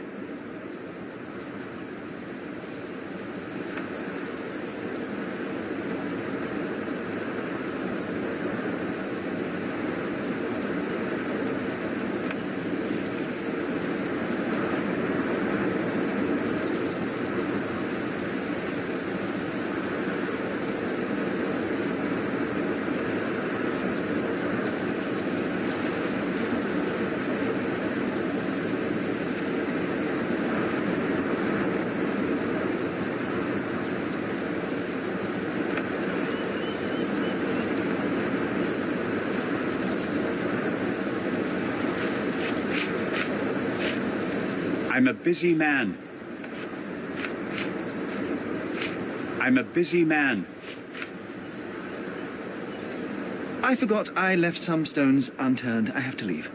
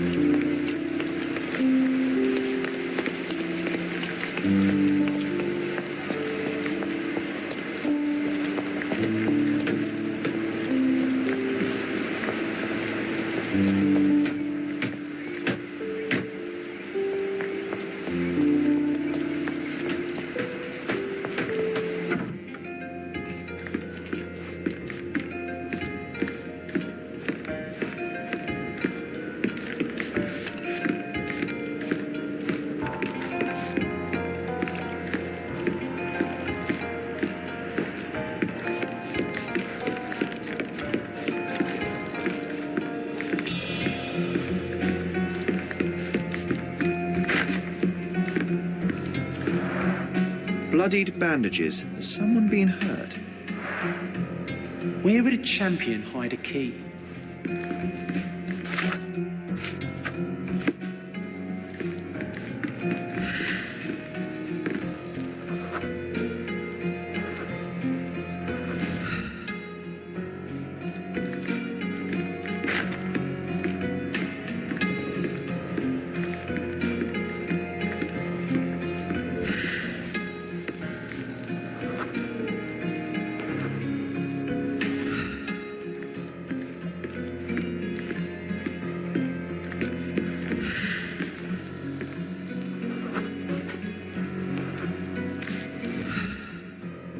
I hope Paul is more skilled at yachting than he is at hiding keys.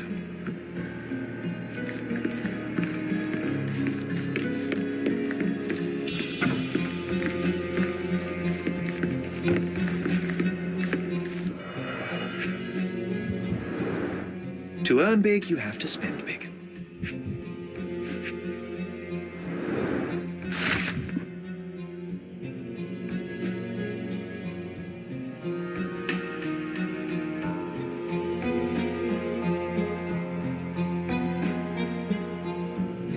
Mr. Gilden wasn't afraid to get his hands dirty.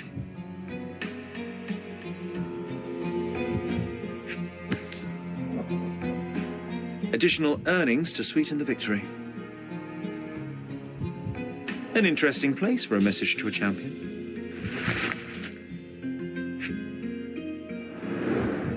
Old betting slips. Paul always bets on Whirlpool. One victory after another.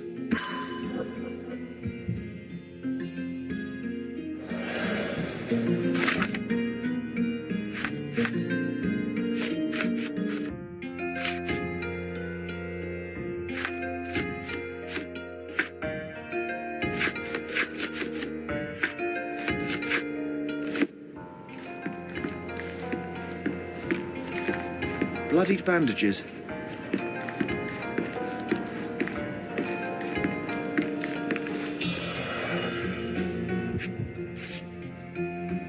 A box full of darts. Each has a needle and can be loaded with drugs.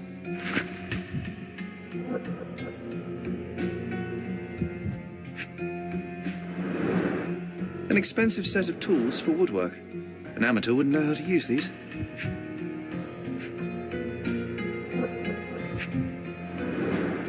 Shipbuilding, shipwright's tricks, sail weaving.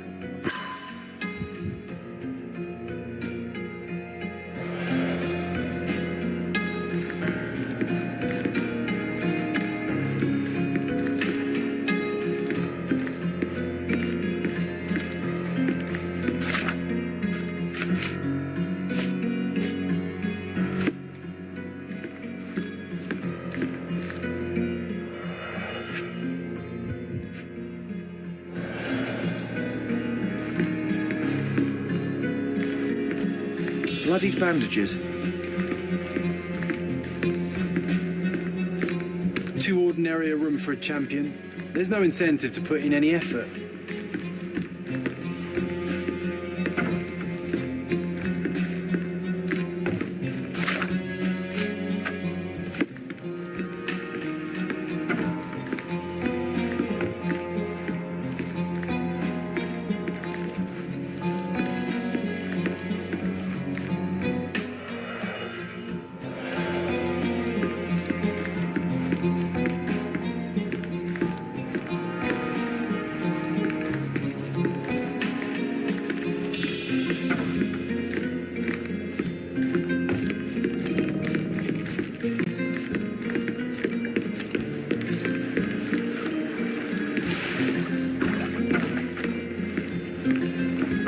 on to navigate and warn others at sea.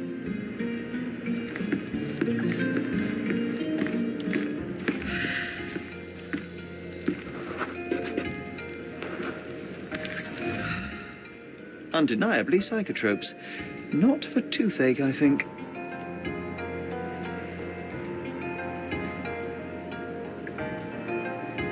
A typical tea tin. I wonder what he has for biscuits.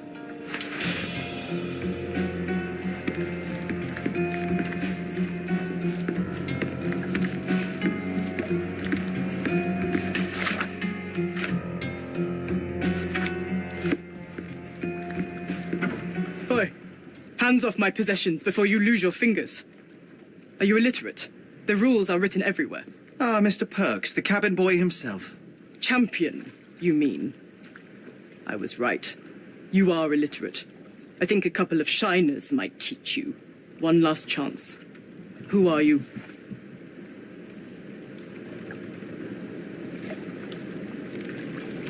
I am a friend of Theodore Gilden. My name is Sherlock Holmes. I need a few words from you about... Get out of here. I'm not joking. Leave this place before you have cause to regret it.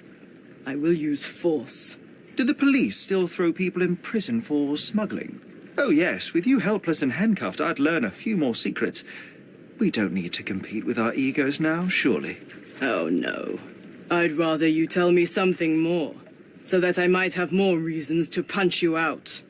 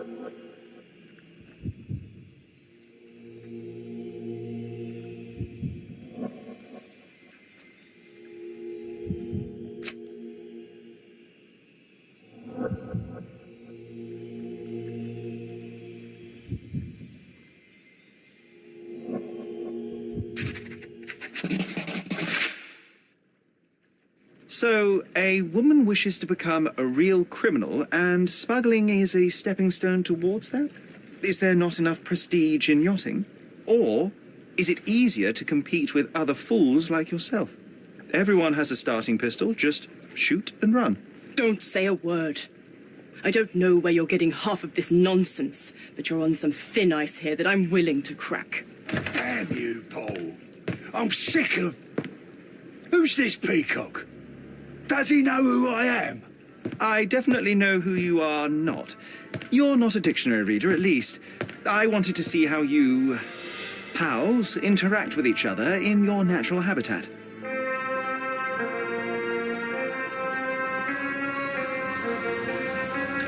But I'm afraid I have to interfere.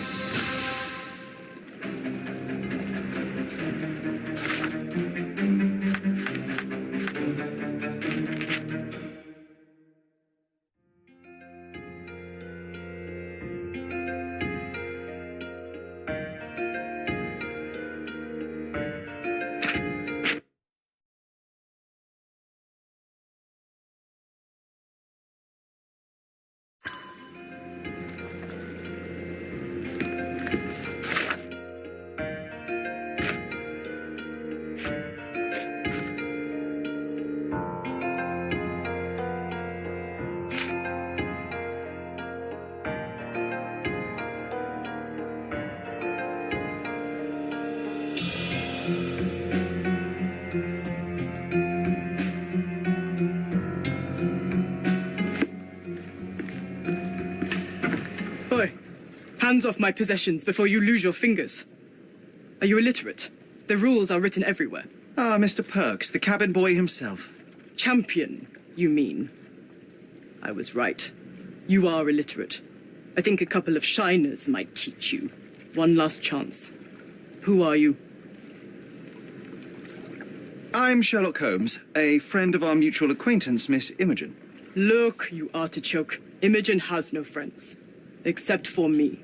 If you must try to insult people, it's better to know the meanings of the words that you're using. You fancy you could teach a sailor to swear? Go ahead. Show me how inventive you are. Stand still for a moment.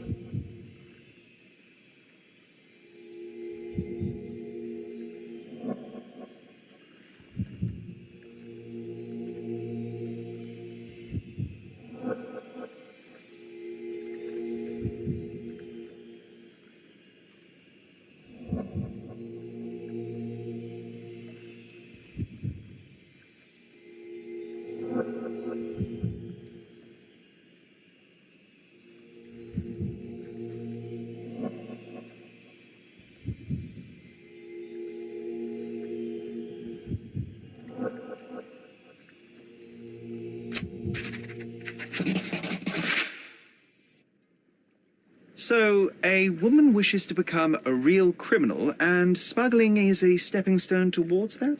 Is there not enough prestige in yachting? Or is it easier to compete with other fools like yourself?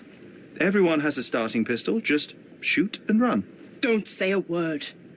I don't know where you're getting half of this nonsense, but you're on some thin ice here that I'm willing to crack. Damn you, Paul.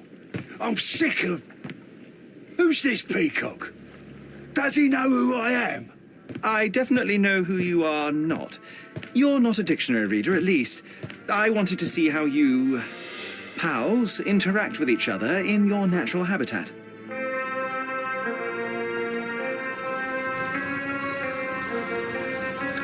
But I'm afraid I have to interfere.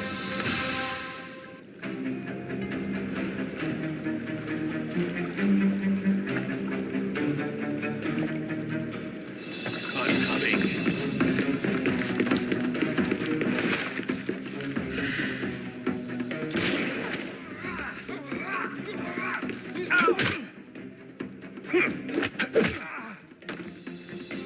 more crime for you until next month.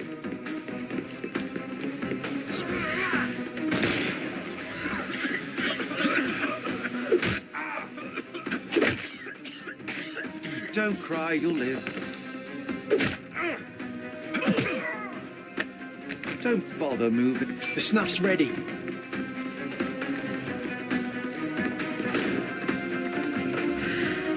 Time to...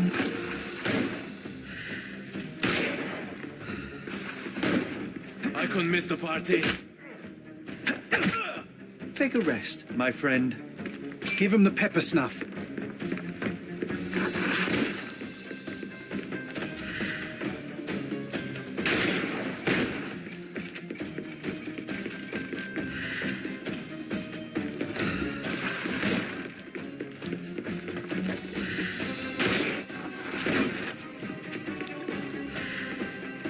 It's all yours now. Go for it.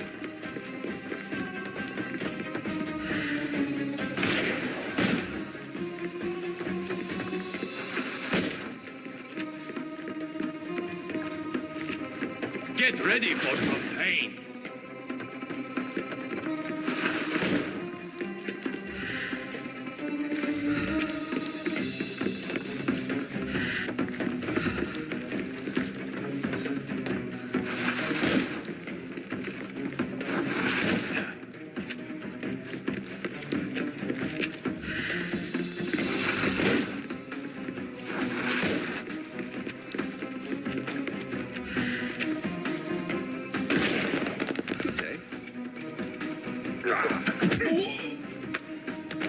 Too simple.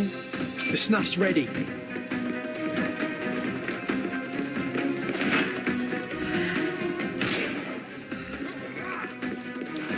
I couldn't miss the party.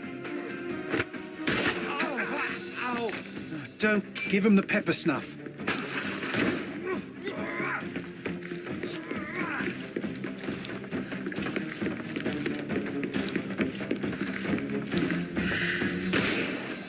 I'm coming. Too simple. The snuff's ready.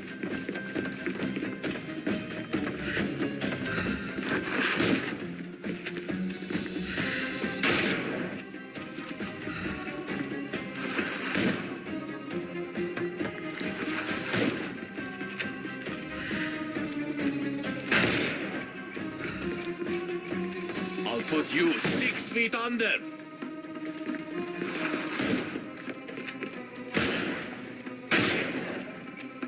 You can overcome the brute now.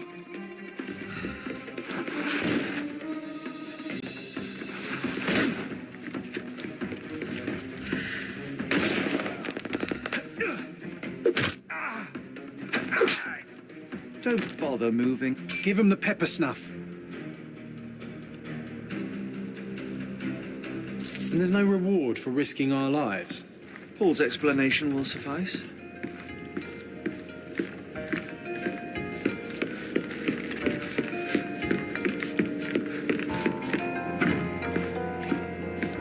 Your fellow mariners have a strange way of showing hospitality. They were not my friends. Are you sure? I would rather risk my neck for someone who's at least honest and thankful. Perhaps then don't enter someone's life and be so judgmental, pretending you're better than they are. Then give me your perspective and allow me to see through your eyes.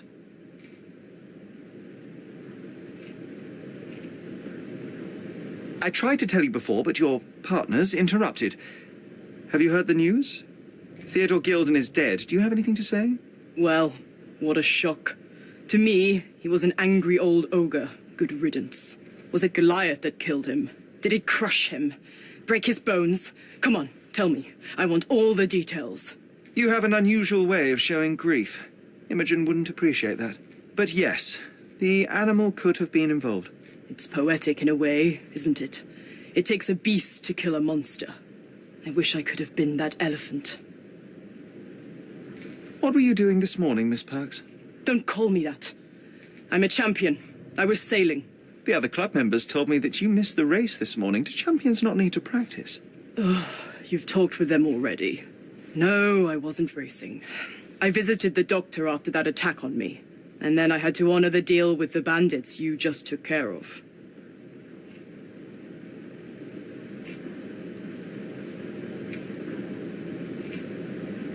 You're asking for trouble with this smuggling business. You'd better leave it before they smuggle you out in a barrel. Don't patronize me. I've only ever had trouble with law-abiding citizens like Gilden and you, never bandits. So ask me anything you want, and then get out of my sight.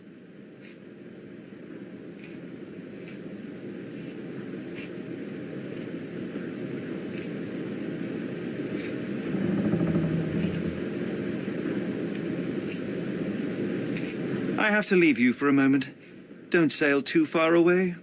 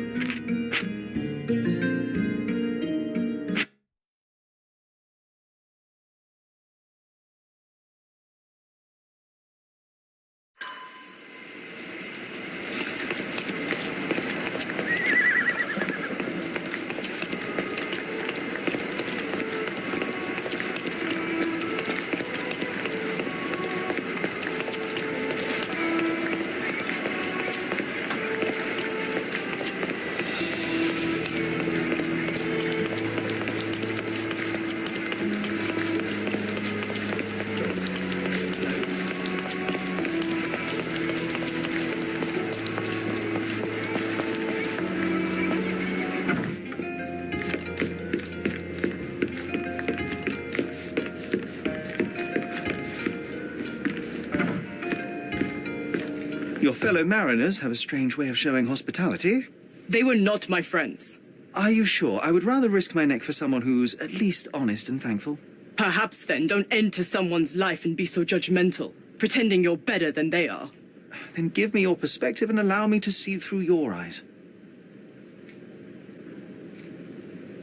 I tried to tell you before, but your partners interrupted.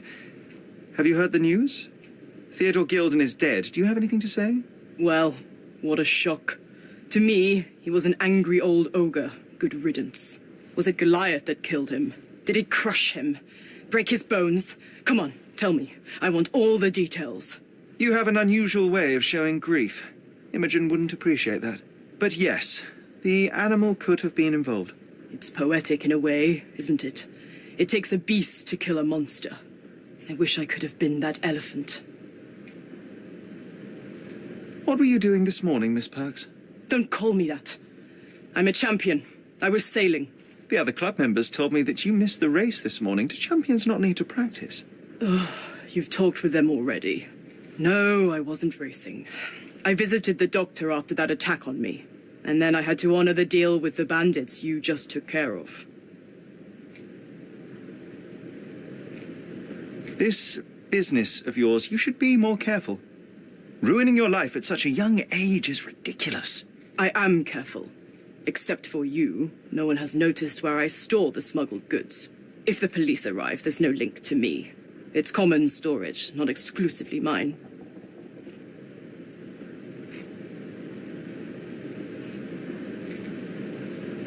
I'm clueless. I don't know what you're suggesting. You smuggle illicit psychotropes on your yacht. Not a delivery for the hospital, I'm sure. Of course not. I've had to cut corners to earn some money. How might a person afford to pay for a yacht in an honest way? I don't know, although I'm smart. The buyers are my customers. Adults who are willing to pay for their pleasure, or weapons for jewels. Whatever they want me to deliver. Nothing criminal. Well, it's your lucky day. I'm not here because of smuggling. Have you tasted this tea yourself? I wouldn't have been a champion if I had used it. It's just a side business that keeps my career afloat. It's quite expensive to compete in yachting. Sometimes I cut corners. Such as fixing whirlpool yourself? Exactly. And sometimes I just have to pay. That's how I earn money. I don't sell slaves or take the last mangear from a poor family.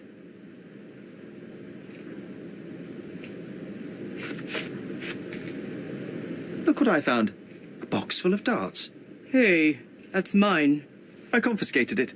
These darts appear to be filled with something. Poison? How powerful is it? It's strychnine. Enough to instantly kill a small rodent. I haven't tried it on a human. Yet. I hope you know what you're doing. Could it immobilize a larger animal? Say, an elephant? I've never tried, but I have wondered.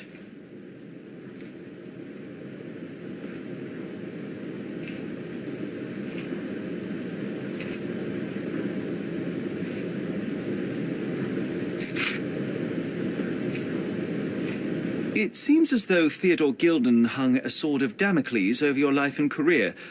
Were these only words or something more serious? Check my forearm. Pulled muscles and bruises. Small cuts. Nothing that you could call serious. I doubt that a man in his late 50s could wrestle you. It wasn't him. He behaved like a rat and hired brutes. His boys tried to lock my hands behind my back, but I was faster and I escaped. Was he so protective of his daughter, or was it your feminine secret that provoked him? My guess is that he was protecting his property. As he saw it, he owned Imogen, and he treated her like a piece of furniture. He didn't want his daughter to be loved by anyone. What's more painful is that Theodore didn't allow me to love his daughter. Typical. I'm not sure that your relationship with Imogen could be described as typical. Are you afraid of a woman in trousers? Now that's typical of men.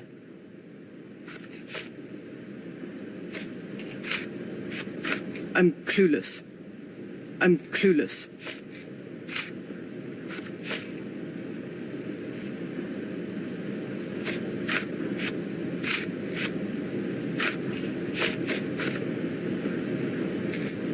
Between yachts, darts, and notes from bandits, I've discovered many fascinating facts about you. But this, an installment of Nabe and Laura's adventures. Why did you sully your library with this?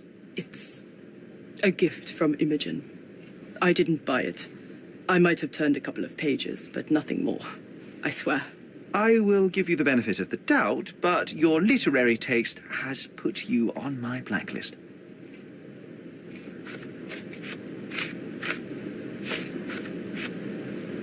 I'm clueless. A charming picture. I've heard that champions do often pose with their trophies. Cheeky. It is a lovely trophy, though. I'm sure you will agree. What is it that you like most about her? Her naivety? Her father's money? A somewhat difficult choice. Especially now that her father is out of the equation.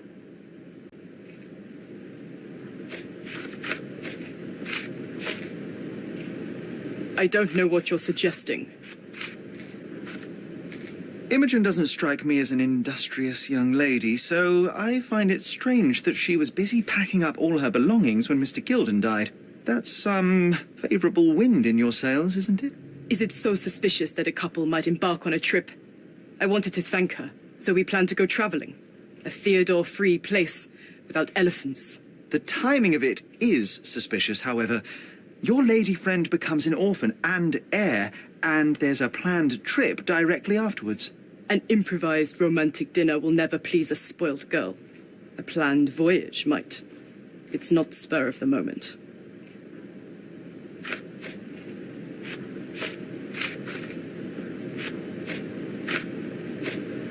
I don't know what you're suggesting. Does this knife seem familiar? I didn't find it in your competitor's back, to be clear. This knife is as blunt as your humour. It's a bosun's knife, but it's not mine. I wouldn't be so careless as to mislay my tools.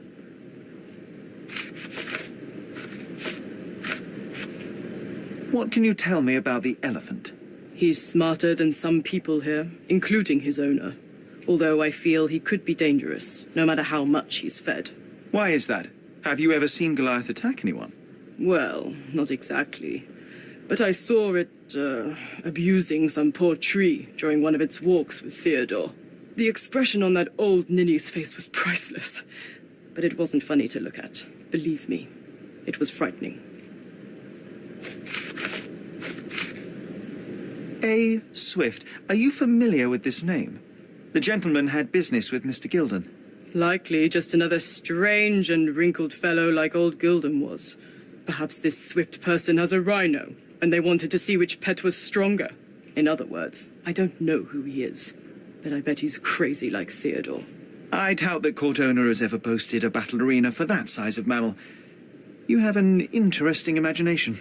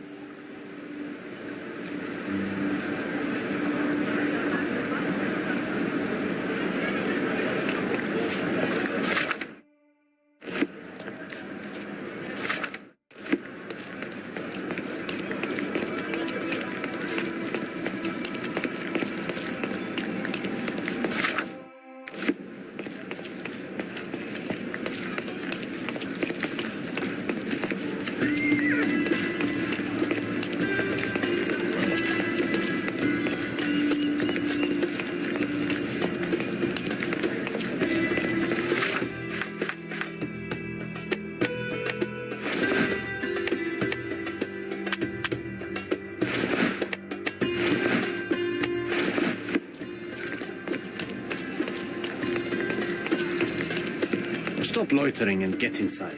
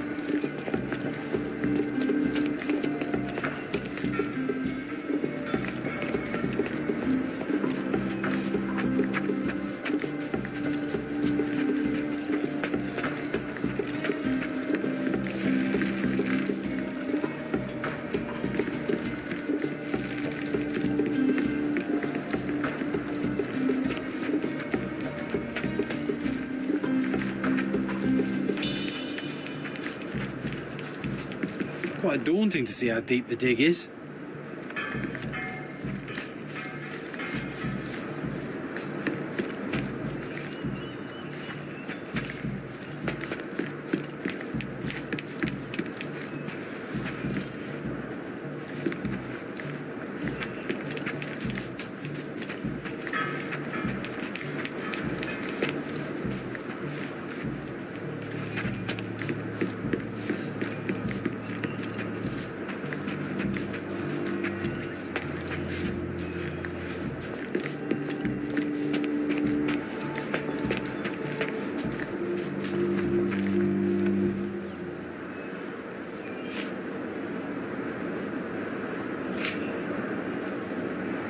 I'm a busy man. Your partner had a very specific attitude towards the things he treasured. Was this habitual for him? That would have been too much even for him. Don't get me wrong, he had a harsh temper. Like a true businessman, he was ready to burn his competitors to the ground. But threatening someone physically would have been something new even for him, am I correct? Absolutely. Besides, I had never seen him this angry. The fellow who received the letter must have been extremely alarmed. Gilden's elephant is quite an unusual addition to Cordona's fauna. What is your scientific opinion on that? No matter how much Theodore loved it, it still remained a wild animal trapped inside a stone pen. Goliath needs savannas, fields, lakes. I'm sure that Goliath did not have a plan to kill his owner to head to the savannas. What do you think? No, animals don't kill in a typical sense. I can only presume that it tried to protect itself from captivity, from Theodore. It was a gilded cage that was predestined to break.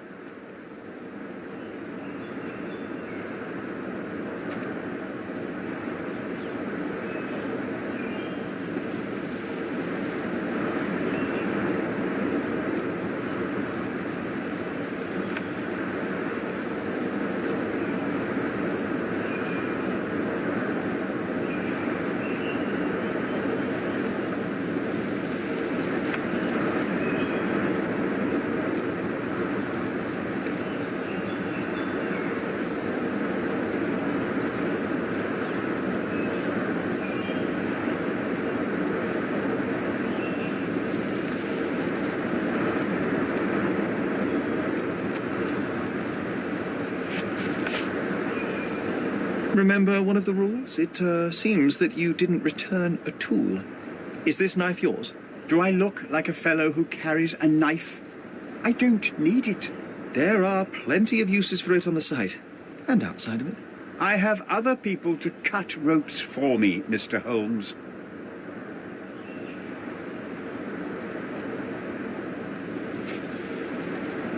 I've nothing to add. Moving on. I've nothing to add. I forgot I left some stones unturned. I have to leave.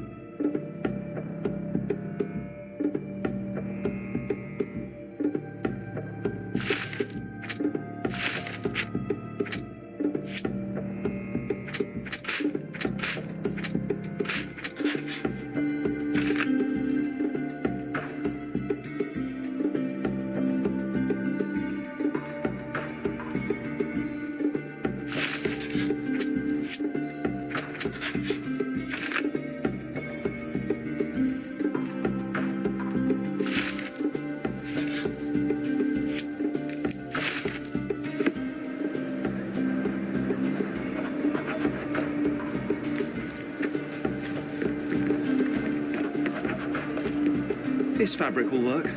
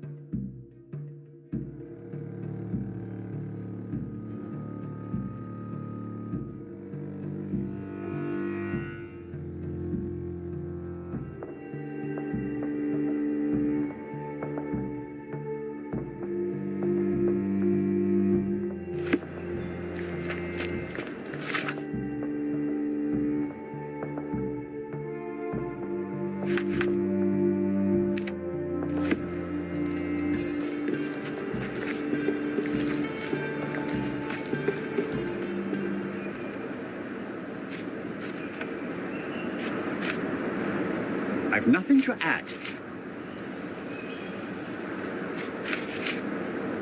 Did this plan cause a rift in your business relationship with Theodore Gilden? Nothing like that.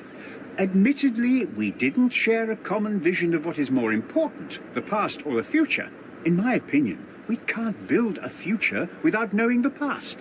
So you wanted to save the tomb of Vitus here, or perhaps your control over the research? Only the knowledge that rightly belongs to humankind, nothing less and nothing more.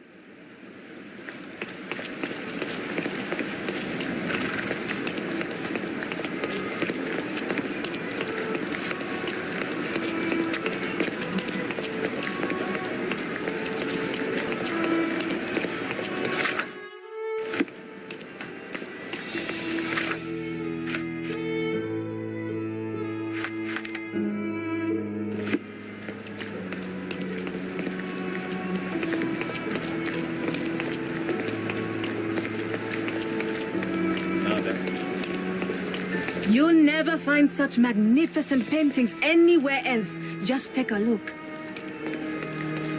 Tired of your garden view? Visit my shop and refresh it. My goods will brighten up your house.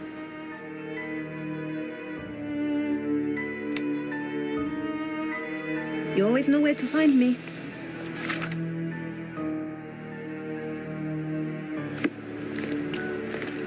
My goods will brighten up your house.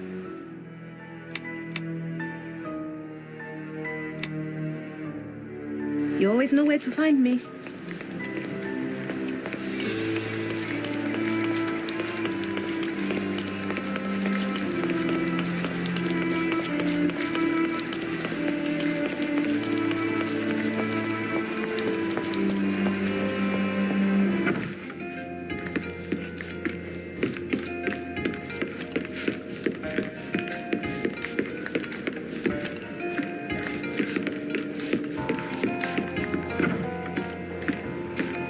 It might fool an elephant.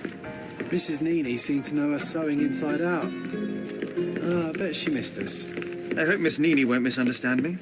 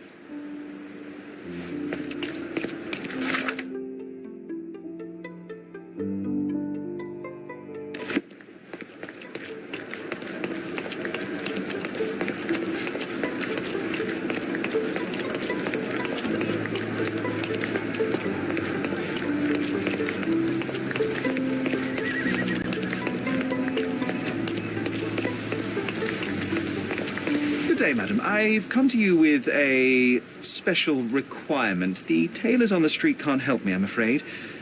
Could you make a doll for me? Oh, Signor Holmes. You taught the police how to do their job, and they found the thief. Of course I will help you. But what sort of doll? A child's doll, such as my great niece might play with? A little larger than your typical doll. Signore, I don't understand. Boy, girl, animal, and what color? Animal, a passionate, perhaps amorous animal. Ah, Signore, you talk in riddles. I am an old lady who's seen it all. Tell me what you need.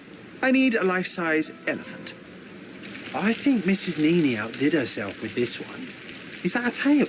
That's a trunk, John, but I must agree with you that it's her masterpiece. Well, let's not waste any time.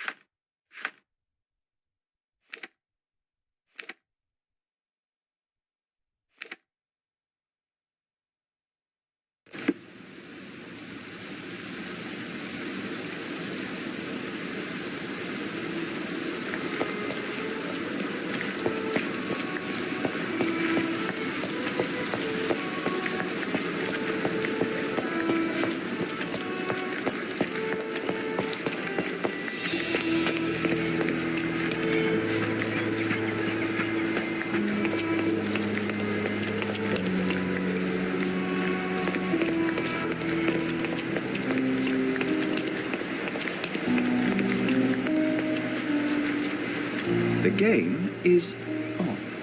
So, what's the plan? I hope it all doesn't go horribly wrong. We know that the elephant is seeking a female. We can arrange that. A doll with the appropriate scent might do miracles. So you're a marriage broker? Well, I suppose that makes me a groomsman. Oh, she is a bit breezy, I must say. Well, Goliath is eager for a single female elephant in his area.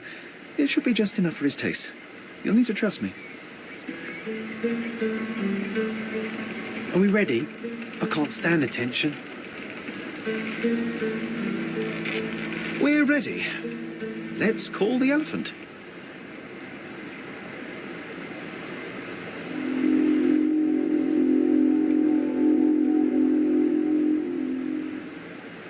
How could anyone resist?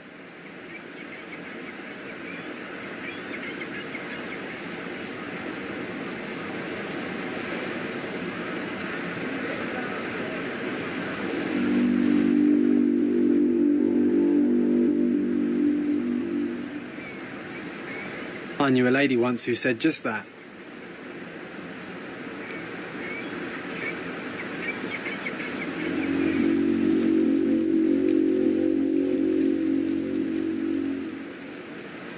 Too bad I'm not an elephant.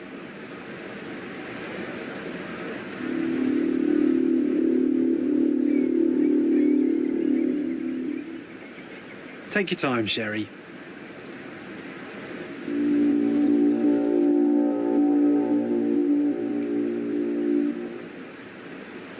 That deserves a slap, and then a kiss.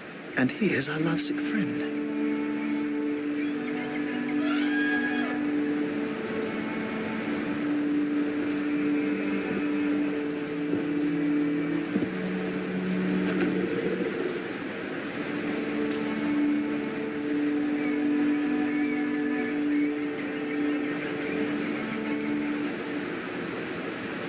What is the meaning of this? Why are you bringing it here? I won't allow you to leave it. I assure you that it is only a temporary measure. It won't be long until the elephant is gone, I promise you.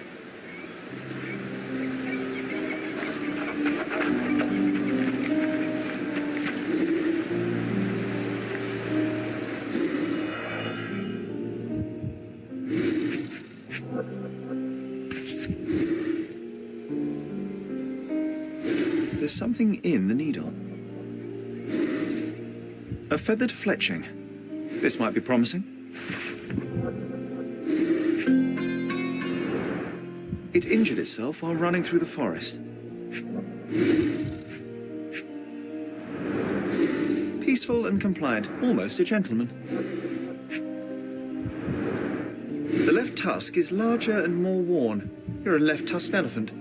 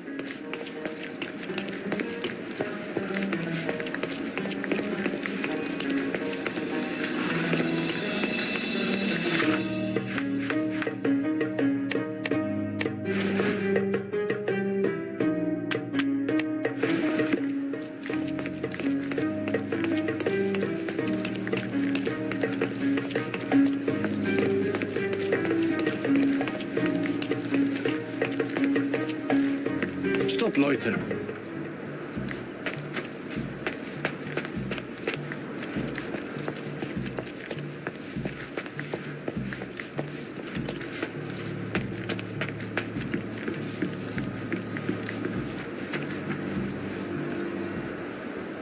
You are guilty, Mr. Swift. Killing Theodore Gilden was a testing challenge. You succeeded. What makes you think I'm somehow involved in Gilden's death? My partner's death, I might remind you.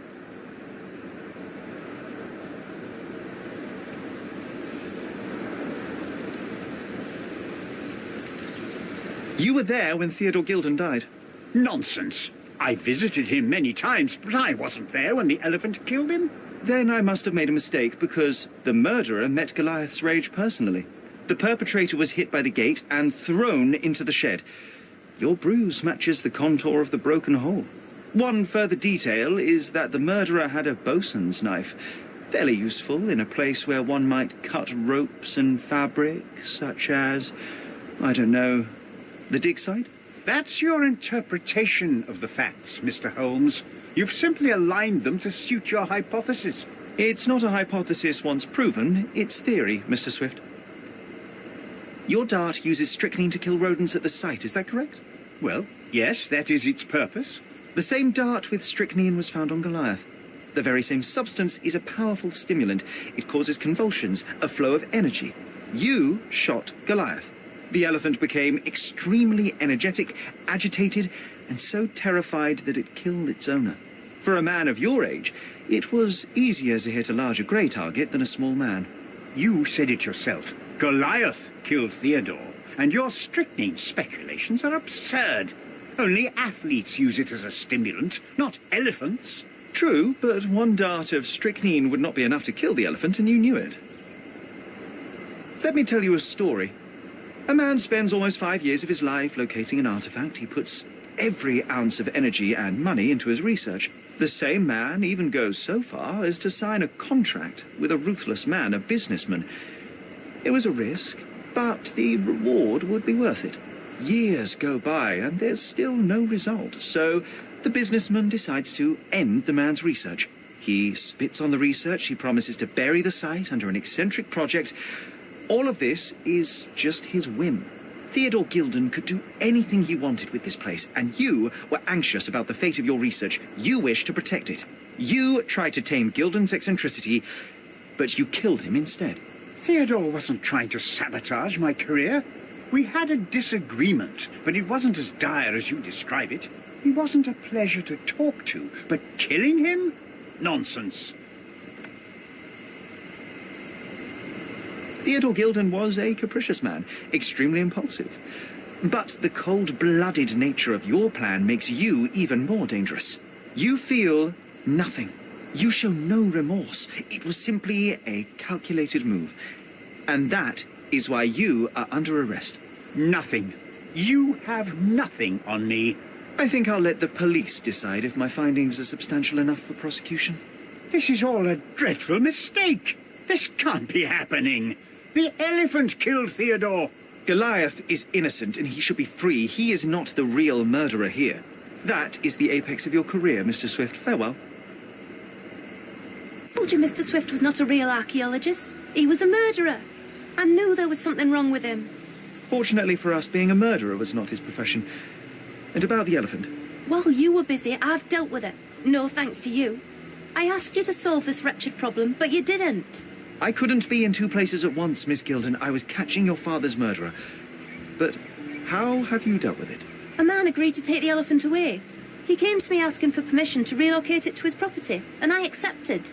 Well, congratulations, I suppose. That is one less problem. Actually, two, Mr. Holmes. I found my father's possessions that you can take with you and disappear. I appreciate it, truly. Well, someone has to do something. Take everything if you need to, and leave me be. Take care of yourself, Miss Gilden.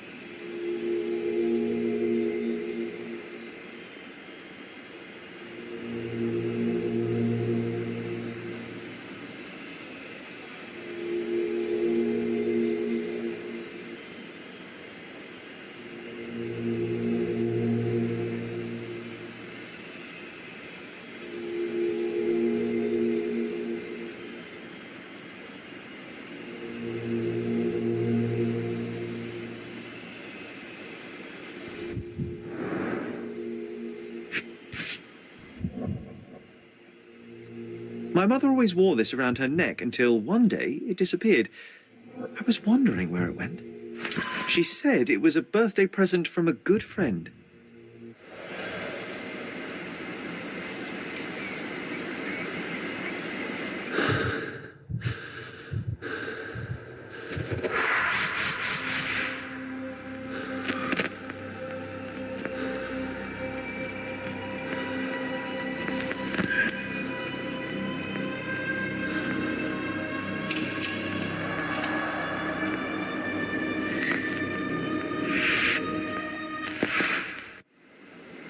I just had another glimpse of a memory, John.